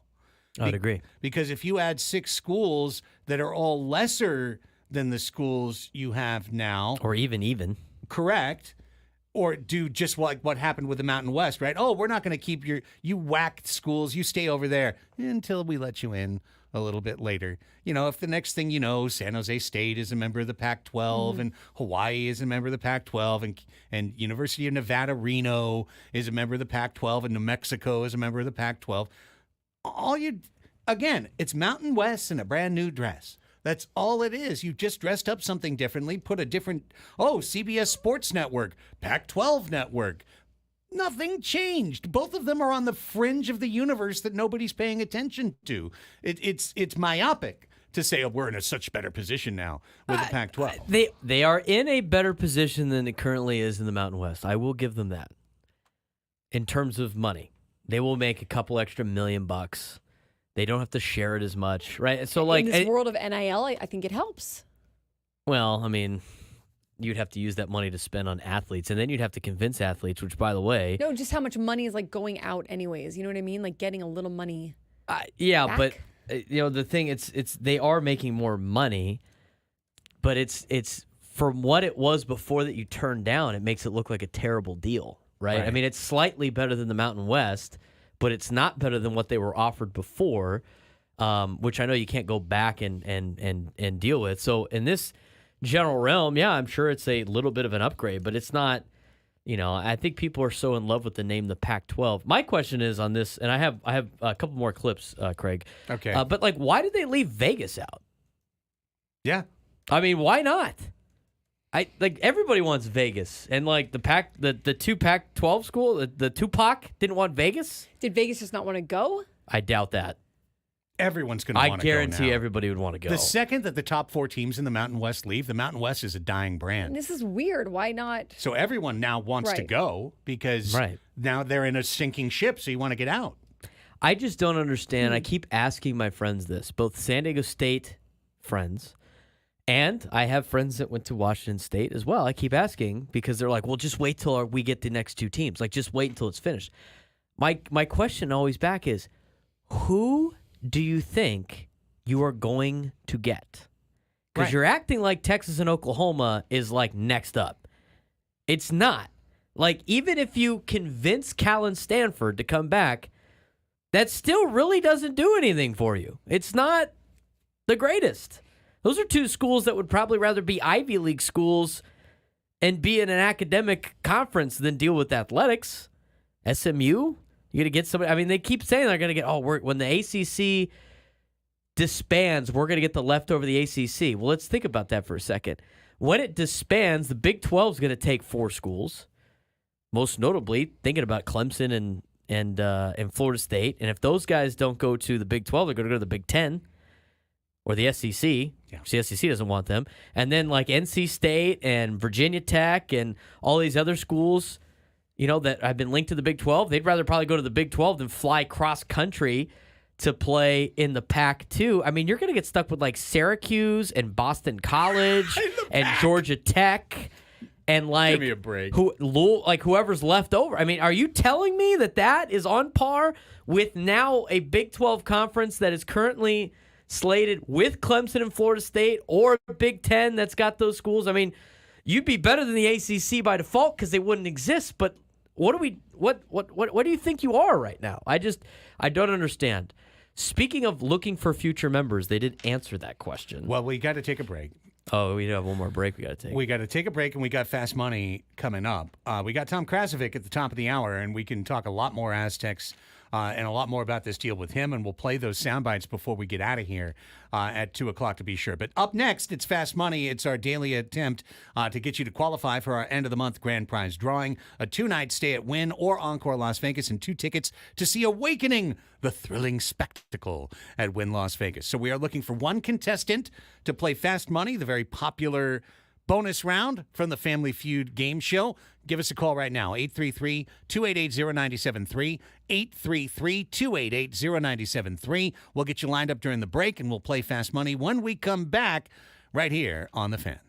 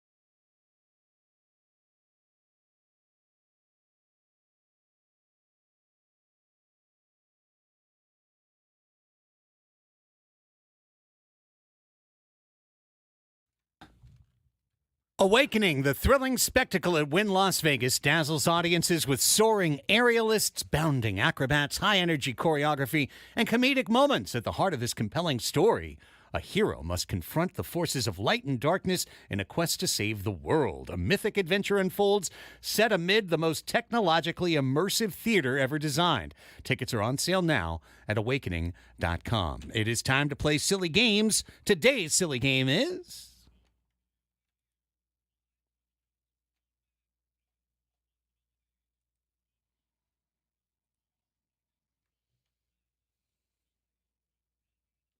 Here we go. It is the bonus round to the popular Family Feud game show, Fast Money. And today's contestant is Josh in San Diego. Hi, Josh. Welcome to Annie and Elsten. Hello. Hello, Josh. You are today's contestant. Tell us a little bit about yourself before we play the game. Lifelong San Diegan, born and raised, Grossmont Hospital. I worked for the trolley, and I also coach baseball at Grossmont High School. Amazing. All right. That's Just down the great. street from me, Josh. Go Appreciate Flailers. you. Yeah, go East County. All right, Josh, you're playing Fast Money today. Very simple game. Here's how it works. It'll start with a choice by you. You'll get to either take on myself or take on Annie. That host will leave the studio. Then our resident Ray Combs, Braden Suprenant, is standing by with 5 questions after he had polled a recent audience of Annie and Elsten. You're going to be looking for the most popular answer to each of those 5 questions. When you're done, the host comes back in the studio, doesn't know what you answered, but cannot use your answers. We'll then add up all the scores at the end, and whoever wins, wins. If you win, you're qualified for our end-of-the-month grand prize drawing. Make sense? Yes, sounds good. Josh, who would you like to play, Craig or Annie? I'll take on Annie today. All righty, All Annie. right. Annie is leaving the studio. When's the last time you played a game that wasn't Mind the Gap. It was Mind the Gap. That was the last time I played a game. Everyone picks Annie every time. It's okay. I think I've got a losing record on this game lifetime, but It's kind of hard to win. that's just me. All right. Annie's out of the studio. Josh, I wish you good luck. I'm going to be writing down all the answers and keeping score. Here's Braden. Disclaimer, Mr. Cow will not be an answer today. All right, you got 1 minute on the clock to answer 5 questions. If any of them stump you, you can say pass, and we'll get back to it if we have more time. 1 minute on the clock starts after I ask you question number 1, or statement number 1. Name an occupation a bad driver should avoid. Bus driver. Bus driver. Sure. Good answer. Yes, that would be great. Name something specific that people make reservations for. Dinner. Dinner. Name something that a woman never forgets about her fiance's marriage proposal. Where they were. Yeah. Place. Name something that burglars check to see if a family is out of town. Say that again, please. Name something that burglars check to see if a family is out of town. If lights are on. Lights off. Name something people do to corn. Pop it. Pop it. All right. That'll do it. I think, Josh, those were 5 excellent answers. Excellent. I think maybe the platonic best answers, but we'll find out as Annie Heilbrunn makes her return to the studio. Now, she doesn't know any of the questions. She doesn't know any of Josh's answers, but she has the handicap of not being able to use any of Josh's answers. Okay, Josh. Oops. Okay, Josh. Several of them were good, so Oh, I believe Very it. good. I mean, he's a foothiller. you may That's right. have Joe your work Musgrove's- cut out for you. But Grossmont High. the pride of Mike the Norsemen Suprenant. can rise here. That's a big with East Annie. County. It's a big Yes. Grossmont League battle going on here. Where's Scratch? I don't know. Yeah, where's Scratch go? All right. Here we go. We hope you scratch on these 5 questions. All right. 1 minute on the clock. After I ask you the first question, if you need to say pass, say pass. We'll get back to it if we have time. Name an occupation a bad driver should avoid. Truck driver? Ooh, truck driver. Good. I like it. Good. Name something specific that people make reservations for. Dinner. Try again. Make reservations for. Oh, a trip, like a hotel. Hotel. Hotel. Good one. Name something that a woman never forgets about her fiance's marriage proposal. The place. Oh, okay. Like, what he said? The way he asked The her. way he Yeah. asked her? Sure. We'll count that. What's Probably what the ring looks like, but go ahead. That's true, too. Might be another answer as well. Name something that burglars check to see if a family's out of town. Is there like a car parked in the driveway? Car in the Good driveway. one. Good one. Name something people do to corn. Can of corn. They eat it. Okay. They All watch right. it sweat in St. Louis They only. watch it transpire in the Midwest, so games are Let's go with humid. eat. All right. I think a lot of good answers for both We of them. got some great answers here. Let's find out whether Josh or Annie is victorious as Braden gives you the scores. Name an occupation a bad driver should avoid. Josh said a bus driver. Number 2 answer, 28 points. That's a good answer, bus driver. Annie said a truck driver. 31 points, number 1 answer. Oh. Truck driver Hey, slash hey. long haul driver. Taxi driver, delivery driver, auto racing, ambulance driver, a chauffeur, heavy equipment operator. For the 8 answers for that If someone had said Uber, that would have gone to delivery driver, maybe? Yeah. one. Uber, I would consider taxi driver. Yeah, that's fair. 31-28 and after one. Name something specific that people make reservations for. Josh said dinner. Number 1 answer, 35 points. Good answer, Yeah. Josh. Annie said hotels. Number 2 answer, 30 points. Hey. Wow. 63-61 Josh after two. Sounds like a Tight. great basketball game. Name something that a woman never forgets about her fiance's marriage proposal. Josh said the place. 31 points. Number 2 answer. Annie said the way he asked her. Number 1 answer, 43 points. Really? Oh, I would not Size expect that. of the ring was the Size third of answer, 22 the ring. points. That's surprising to me. I would be surprised about that. Okay, Annie yes. by 10, going to question 4. 104-94 Annie. Name something that burglars check to see if a family is out of town. Josh said, lights are off. 27 points, number 2 answer. Annie said, no car in the driveway. Number 3 answer, 21 points. Oh my gosh, this is the closest Getting one close. ever. Number 1 answer was mail. Number 4 was newspapers piling up. That's old. Okay, going to the all fifth and mine final. now. To the final question. It's Annie 125, Josh 121. It is literally anyone's game. Oh my. Name something people do to corn. Josh said, you pop it. That's a good answer. Annie said, eat it. Number 1 answer, 41 points. Pop. Pop is the number 1 answer. Eat was number Josh. 2, followed by boil, cook, husk, and butter. Josh, you're the winner. This is a close one. Great That was job, Josh. All right, Josh, the adulation has faded, but the success continues. Stay right there, my friend. Braden will get all your information during the break, and you are in the hopper for the end of the month. We hope that you wind up being the winner. Well done on Fast Money. Great work today. Great. Yeah. Mm-hmm. Okay, Good. thank you, I feel Craig. like I you should love walk it. around and feel The a sense music's of not going to pride. fire, so just we'll go to break. Okay, let's Okay. go to break. We got to Never do mind. it. We're back with Tom Krasovic next on The Fan.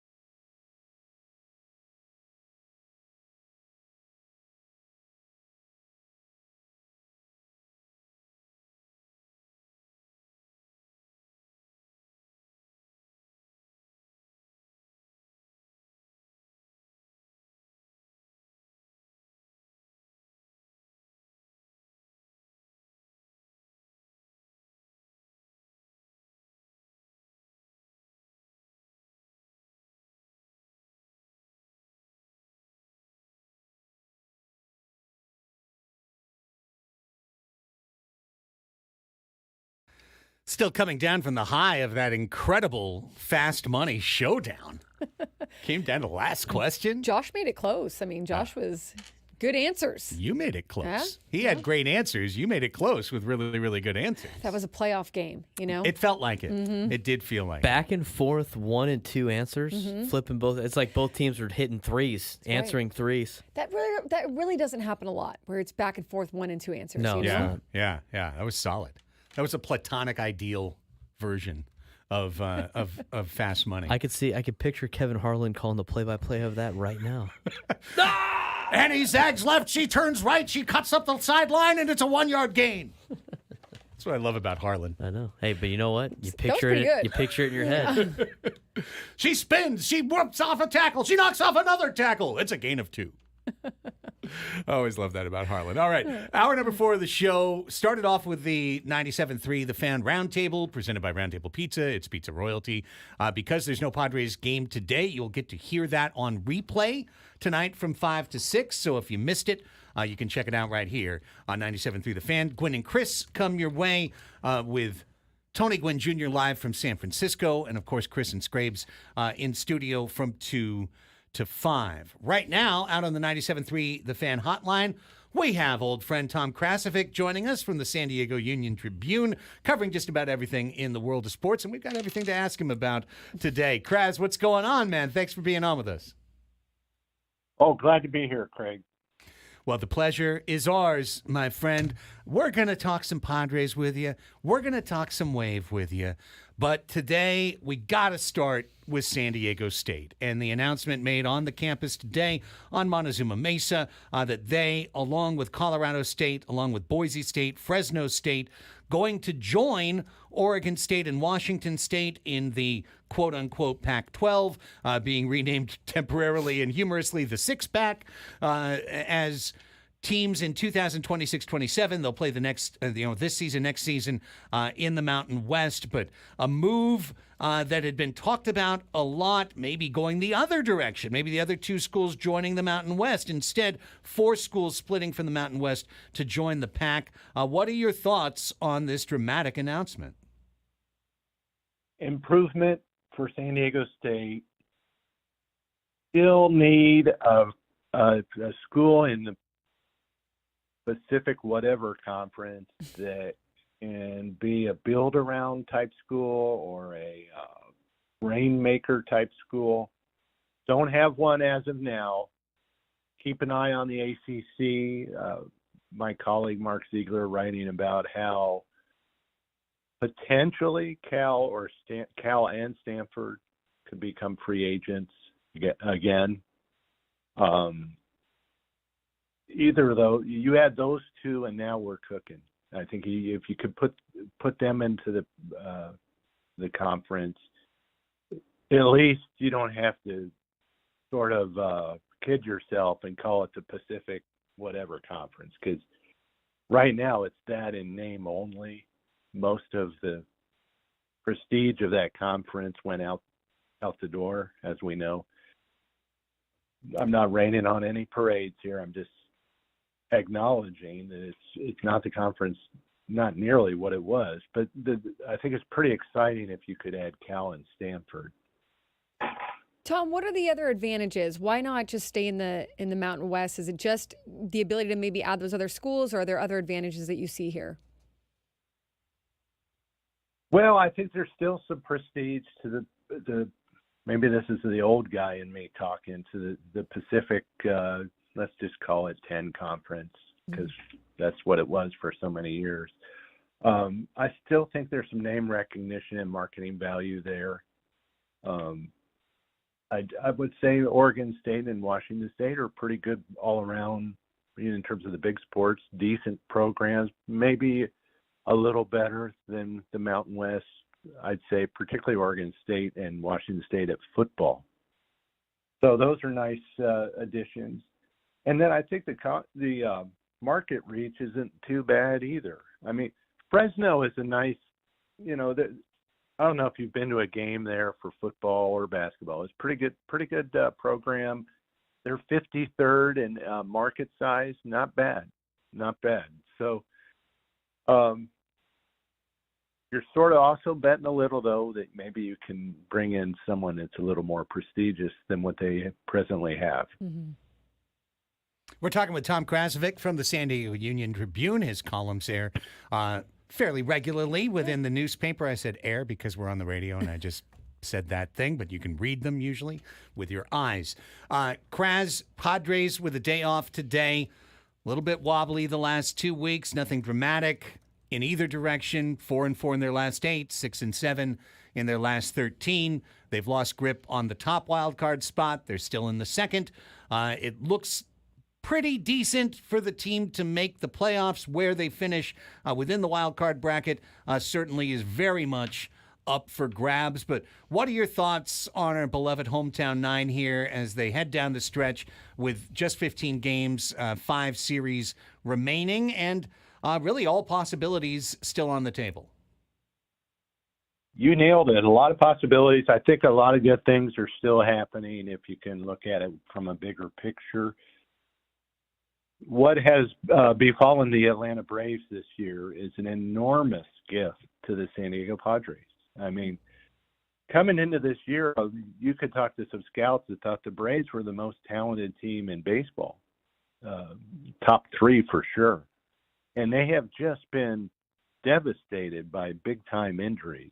And to tell you how good the Braves are, they're still 12 over 500 despite all those injuries. And frankly, most teams would be capsized by that kind of setback. So the Padres are 2.5 ahead of the Braves, which who among us thought that would be the case coming into the year at this stage? And I bring that up because that gives them some margin for error to for sure get a wild card, okay? And then from there, sure, you would love to have the first wild card, play those home games. They're right there with the Diamondbacks. Plenty of opportunity, a little more rest down the stretch. Got the White Sox on the schedule. Pretty good opportunity there. So at minimum, unless things really go haywire, the Padres should be in the playoffs, and they have a pretty darn good shot at the first wild card, which puts them at home, which I know I think that is a competitive advantage, but also I think the money people with the club are looking at that because that's a nice profit for the team. And it rewards one of the best fan bases in baseball. Mm-hmm. So a lot of good things are happening with the Pods.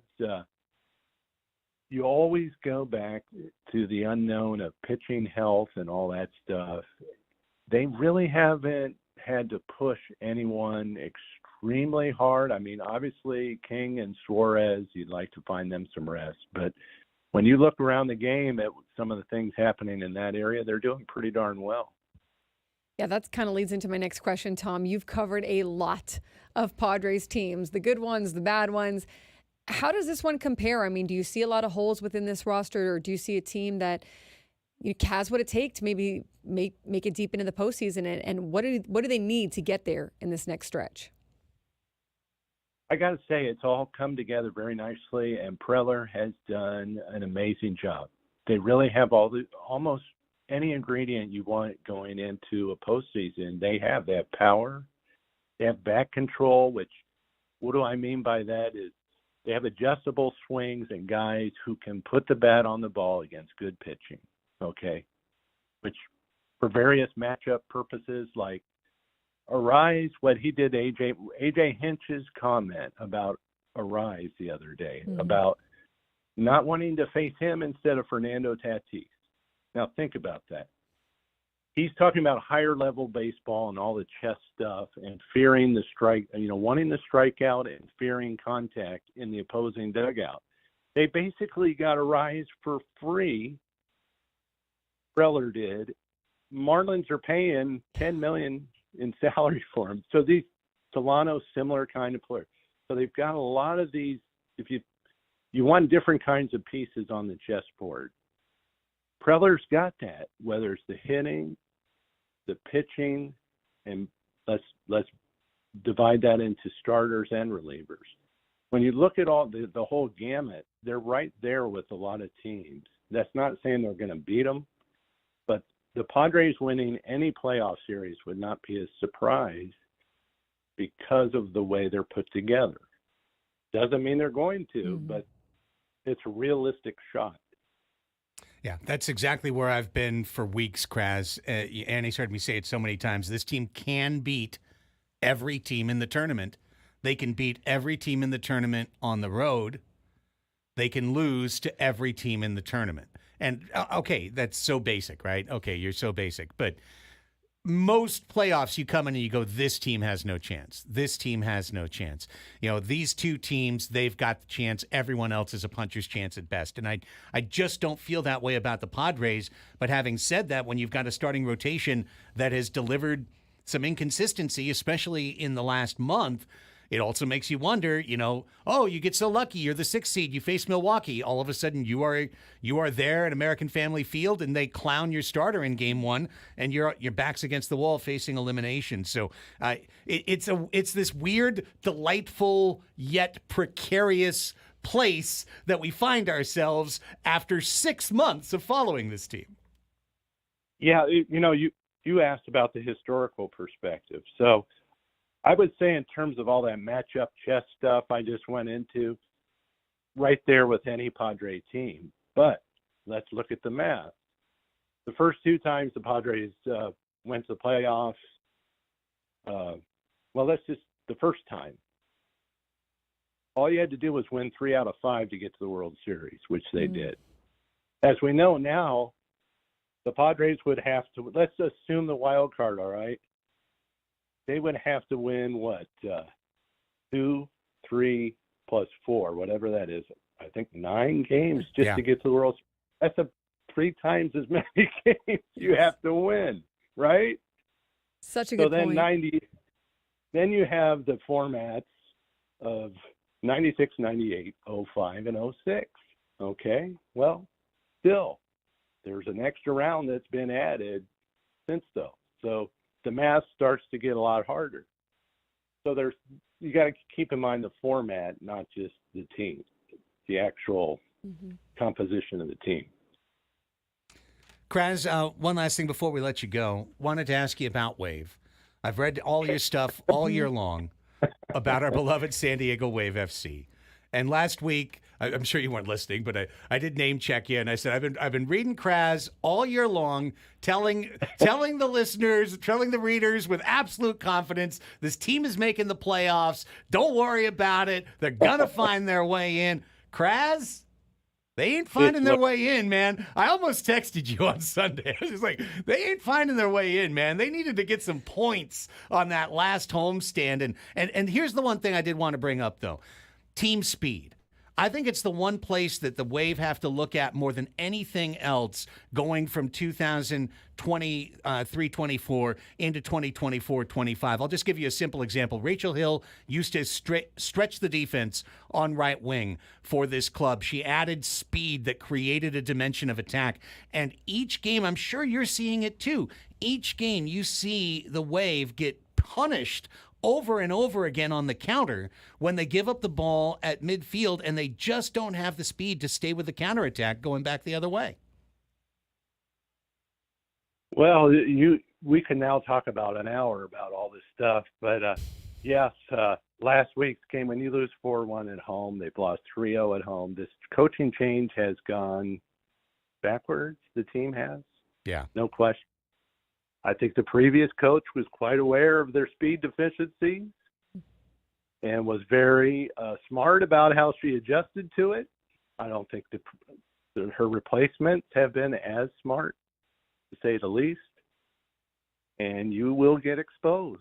That's why you're seeing huge differences in how they're performing, really. But let's not forget, a big point of my argument was this league admits more than half its teams to the postseason.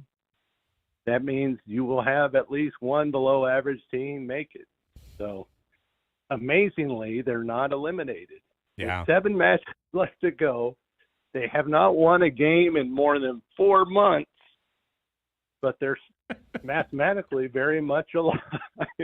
And their next opponent has allowed 17 goals more than they've scored, which is much worse. So, you know, it's still, what is it, Dumb and Dumber, where the guy says, "Do I still have a chance?" Yeah, so you're saying I've got a chance.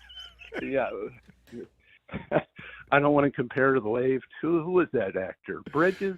Yeah, I think so. Was it he or was it Jim Carrey? I forget which one who said that line. It I was think it was one Jim of them. Carrey. Yeah. Yes. The Wave are kind of like Harry and Bridges right now, but you know they're playing a game Saturday night against a team. This is an expansive team, but having said that about the expansive team, they've been improving. The Wave have gone backward.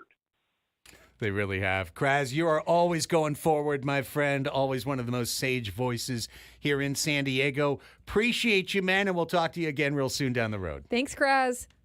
All right, have a good one. Always love talking with our man, Tom Krasovic. It's great, too, because we can cover a variety of topics. Yeah. He could also go into NFL. Oh, We just didn't have time. no. Well, also, I didn't want to, open up that door. He starts talking about the Chargers. It's like, no, I didn't want to open that door that time. But We would have had to lead him with, tell us about the Thursday night football game. right, and, right, exactly. what your thoughts are. Don't want to hear about that other team right now. Not interested. Okay, 121. We're going to come back. Got a number of directions that we can go right here. Again, we've been covering this San Diego State move to the Pac-12 all day long. I'll say one more time, if you want to call us and talk about it, if you were listening earlier and you didn't have the opportunity, you can. 833-288-0973. 833-288-0973 is our number. Also, when we come back, anticipating history, it's almost undoubtedly going to collide with our Padres head on as that day's number one national story. Number one story in the country. It's coming your way next Friday. I am telling you it is. And I'll tell you what it is when we come back. Andy and Elsten on the Fan.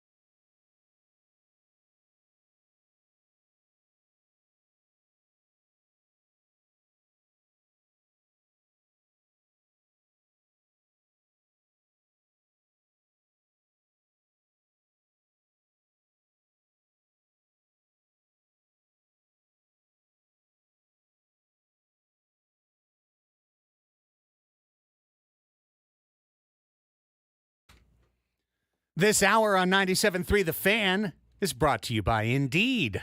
Need to hire? You need Indeed. Their end-to-end solution helps you attract, interview, and hire candidates all year round. Schedule and conduct virtual interviews right from your Indeed dashboard. Learn more by visiting Indeed.com/credit. A couple things to get to this segment, but I'm going to start by paying off the teas. And as Annie knows, Little Fritz the cat. there's one series the rest of the way that's got me scared. Not scared about the Astros. Not scared about we better beat the dang Giants. If you heard me earlier in the show. You're not Call to scared action. of the Astros? Not scared. They're a good team. They are a good team. Good team. Not scared. Okay. Going to L.A., we've done it. Yes. Going to Arizona, we've done it. Won a series in both places this year. Unlike San Francisco, who we haven't beaten all year. And then there's the worst team in baseball history. The Chicago White Sox. Shut down. The dogs of the league. Negative 311 run differential. No! I'm telling you, they need these stats in a men's bathroom somewhere in the stadium. Seriously. Negative 311. Record of 33 wins and 114 losses. Like, it's just hard to get to those. Like, it's hard to get to that low of a rung on the In ladder. fact, it's nigh upon impossible. In fact, it's never been done before because the White Sox are dead set on creating modern Major League history and being the first team since 1900 to lose 121 games in a year. The all-time record, of course, the 1962 Mets, which lost 120 games, went 40-120 that year. The White Sox are 33-114, and they play 6 games between here and coming to San Diego to take on the San Diego Padres. Their next matchup, the not as bad, but very bad, Oakland Athletics. Now, their last 10, they're 2-8. I know we're just getting over to the White Sox now, but I just was curious what their last wins were, right? They played the Guardians.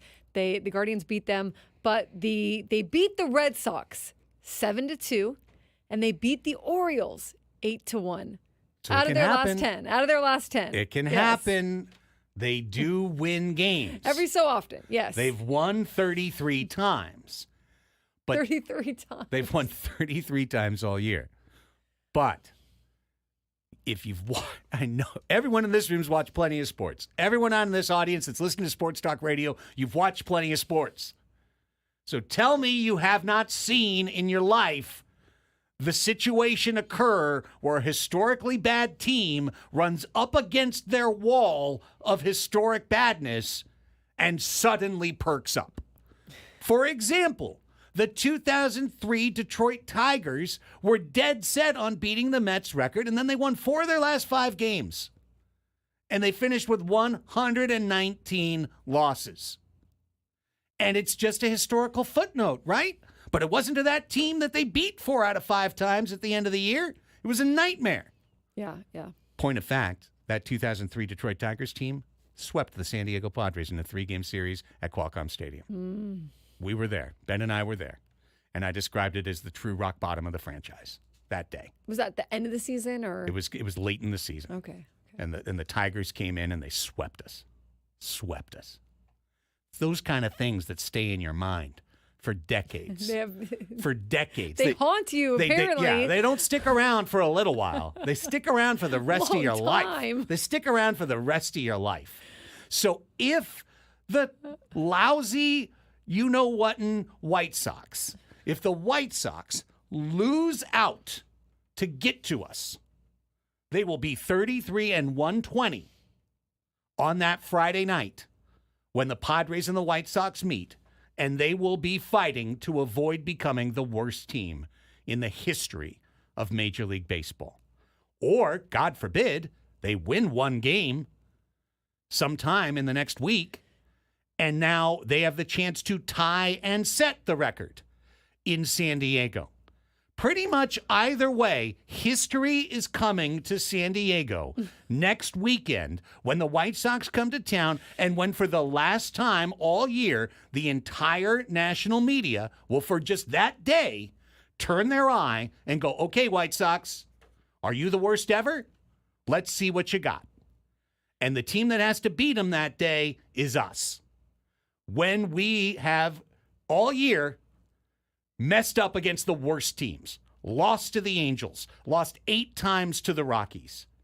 We've lost 6 times to the Giants. We've done it all year. We have taken the worst teams in the league and lost to the Marlins. Went okay, here's a win. Here you go. Here you go. Feeling bad for you. Here you go. Take one. And they can't afford it. They cannot afford it. They've got to win all 3 games next weekend. Boy, I'm thinking about Hamilton here. History has its eyes on you. You know, that's what it's going to be next weekend. It's going to be history has its eyes on you, and it's the wrong kind of history. And the Padres have to do it. You know what I mean? It's like, that's why I hate it, because there's no such thing as a baseball game that you can automatically win. Oh, no, definitely not. Definitely not. I thought they already had the record for the worst. They've got their record. They've got their record. They're the worst White Sox team of all time. Oh, it's not the worst No, baseball team? it's the 62 Mets. The 62 Mets lost 120 games. They're famous. They've been brought up forever. Wow. Yeah, but it was 10 years before I was born. But it's been brought up my entire life. The 62 Mets are the worst team in history. And a week from now, a little over a week from now, it's going to be the White Sox are the worst team in history because they're going to lose 121 or more games. There's another week after next week. They're going to lose it all. 40 and 120 and 1? Yeah. Okay. Yeah, they just had a game that was postponed and they didn't make it up. Because guess what? It didn't matter because they were 40 and 120. Now, the all-time is the Cleveland Spiders. They won 20-something games. Spiders. Yeah, in 1899. But that wasn't even the modern Major League Baseball. So. But wait, how many wins do the White Sox have right now? 33. Oh, wow. Okay. 33. Well. Yeah. I mean, 33 wins. We have won 49 more games than the White Sox this year. In the old saying that you win 50, you lose 50, and it's what you do with the other 62, the White Sox say, I beg to differ. We're not going to win 50. We're not going to win 40. We're going to win somewhere in the 30s. And they will. They will. They're going to finish as the worst team in history. But the one time I'm scared of them is the night that it's on the line. Because if they are all professional athletes, they are all professional athletes that have reached the pinnacle of their profession, even though it be Chicago. And that night, they will show up not wanting to be the worst team in history. Now, will they roll over and lose 100-1? I sure hope so. But I'm thinking that we're going to get whatever the actual best is of the White Sox. We're going to get it that weekend because they will be backs against history's wall that weekend. Do you think that they're thinking about that? Or do you think, let's just get this miserable season done and over with? I think they've been feeling that way and will feel that way. I could be wrong, and I'll be thrilled to be wrong. I think they're going to feel exactly what you said right until they lose their 119th game. And then they're going to be like, hang on, we don't want to be the worst. Let's bucket. That Tigers team won 4 out of 5 at the end. Mm-hmm. I can't get that out of my mind, that terrible team found a gear to say we won't be the worst and found that gear at the end of the year. And if it happens to the Padres, which I'm not saying it's going to happen to the Padres, I'm just noting the fact that this team is coming into town with history sitting on their shoulders next weekend. It's not the time I'd want to face the White Sox. I'd love to face the White Sox this weekend. That sentence alone is I know, amazing. Right? I know. Call me panicky. Call me whatever you want. I get it. If the Padres lose a series to the White Sox, I don't know if Craig's coming in on Monday. I don't know what's happening. I don't know. What are you going to do? I don't know. I'll be really bad. Well, if we lose the series to the White Sox, we're going to be in trouble. Yeah. We're going to be in trouble, guaranteed. We're going to be going into that LA-Arizona week going, what the hell is going on with this team? And why do I think that'll happen? Because baseball. Because baseball's stupid. said it from the beginning of this show. Baseball's the dumbest game.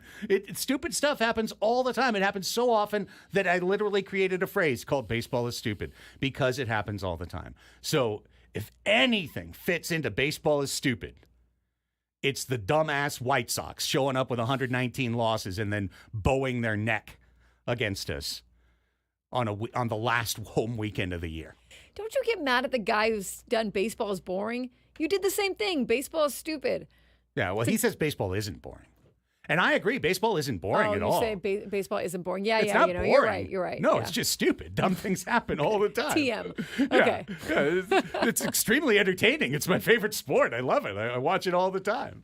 It's also stupid. Dumb All right, things well, happen they've got to every get day. through the Giants, the Astros, Yep. and then the feared White Sox. Now, I'm not saying that they should overlook the White Sox. I'm with you there. The White Sox can definitely win some games here, and you definitely don't want to overlook them and think that it's going to be a walk in the park. But the history, I didn't know about the history was coming into town with them. Certain things will stay with you for life. Losing that series to the Tigers in 2003, it is stuck with me. Were you and Ben at that? Yes. Were you just We stunned? were there every day. Were you looking at each other like, I remember being in that little booth up there at Qualcomm where we did it, kind of down the first base line and being pretty much as depressed as I've ever been being on the air. Like, this is the worst team and we just got swept by them. The meat hook. Remember Dimitri Young? Dimitri Young was coming in just ripping doubles on us. Left-handed, right-handed, slapping the ball everywhere. The meat hook. that's a great name. Yeah. I mean, for a player, Yeah. here comes the meat hook. Demeat hook. No Demeat hooks for the White Sox. I don't want to be cursing. Seriously, I do not want to be cursing Andrew Vaughn's name when I'm 72, or some other random ass White It Sox. would scar you for life. Absolutely. If they lose to the White Sox, that they lose the series, and it keeps them like out of the And playoffs or that's something. it. If they get in the playoffs, it's whatever. You're Right. mad about it, but it's whatever. Right. If they lose the series to the White Sox and it Scar you has for some life. tangible effect on them not making the playoffs, it will be a franchise defining moment. Again. The wrong way. So I'm not trying to speak that at all into existence. What I'm saying is I'm nervous as hell. More than I am for the Dodgers. I'm by just a thinking mile. of the opposite side of it, and like in the I'm White glad. Sox post game and the reporters. If there are any beat reporters that travel still with the team, I have no idea. Right. And are like, hey, you guys just won 3 in a row or whatever. What was it? Well, we want that history off our backs, like the big press conference quotes of just we weren't going to let ourselves become the worst team in history. Not here. Not here. Not today, Satan. Not San Diego. Because, who wants to do that in San Diego? That's the thing, too, is you got the White Sox rolling into San Diego. They already feel the Right. postseason vacay vibes Yes. coming for them. Oh my God! If Who doesn't- anyone who doesn't wanna should be be in 1, 2, San 3 Diego? Cancooning, right? Yes. White Sox should be all out of the gas lamp Thursday night. Like, let's just get wasted. Who They've cares? circled this part of the calendar, and they're like, this is going to be great. They've all booked golf excursions Right. all day Friday. They're all Lay going out to by the show up pool. at 5:45 for the game. Just be like, hey guys, what's up? Did you have a good time? I'd actually be more nervous about the team if they actually did that. Very loose, very loose. Yeah, but listen, it's probably all ridiculous Cassandra behavior on my part. But the takeaway, please, from the segment is not my nervousness. It is history is going to be made that weekend. If the Padres take care of business, they will forever be the team that beat the White Sox, that set the Major League record. And that name, the Padres name, will be there. It'll be there in the record. It'll be there decades from now. People will say, do you remember the Padres beat the White Sox and the White Sox lost their 121st What game? if the White Sox win like their next 5 games? Well, then we're safe, I guess. Yeah, you're safe. Well, then we're facing a red-hot White Sox team. Just like when the Rockies came in and won 7 in a row. We're like, oops, caught him at the wrong time. Dur-dur-dur. Oh, could you imagine? Everything's going. I'm feeling the monkey paw aspect of this. Like, you're going to have the most fun season and you're going to do so well against so many good teams. Grab the monkey paw. It'll be fine. Oh, by the way, you're going to lose every game to the Angels, the Rockies, and the White Sox. And that'll keep you out. This is going to keep you up for the whole week, up at night. Mm-hmm. Yeah, pretty much. Not going to be able to Pretty sleep. much. Well, going to use mitigations, put on the sleep sounds app, comforting ocean waves, Yes. breaking. That'll allow me to soothe myself to sleep. In the middle of the night, I'll just stand up straight. Nick Mastrini, no! Isn't that his name? Yes. Like, if he could pitch better than he has, good for him. Because it's been rough. Poor kid. Chad Cool, He ruined Drew Thorpe. Yeah.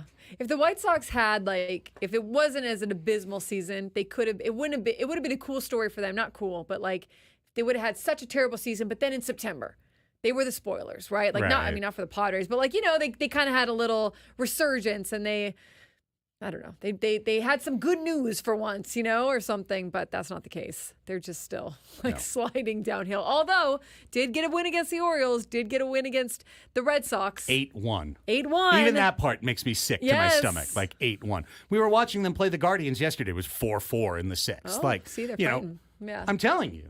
Not lying down. We are all going to expect the Padres to be up 4-0 after the first inning of every game in that series and to go on to win by some Diamondbacky number, 14-3 or whatever. And it could absolutely be 3-3 in the ninth.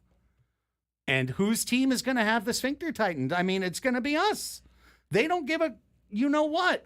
They've lost 114 games and it'll be 119 by the time they get to us. But, look out. Okay, we're going to take a timeout. History has its eyes on you, Padres. Don't let that gaze avert. Oh, gosh. Well, the Diamondbacks played the White Sox in June. Mm-hmm. The Diamondbacks won 7-1. Yep. And 12-5, but the White Sox won 9-2. So you're telling me we can gain a true game in the standings by taking 3 from Chicago. Mm-hmm. Do something that Arizona couldn't. I like your thinking there. Let's take our final timeout. When we come back, it's time to ask us anything. We're opening up the phone lines right now. This dude that's calling in, I just put him on hold.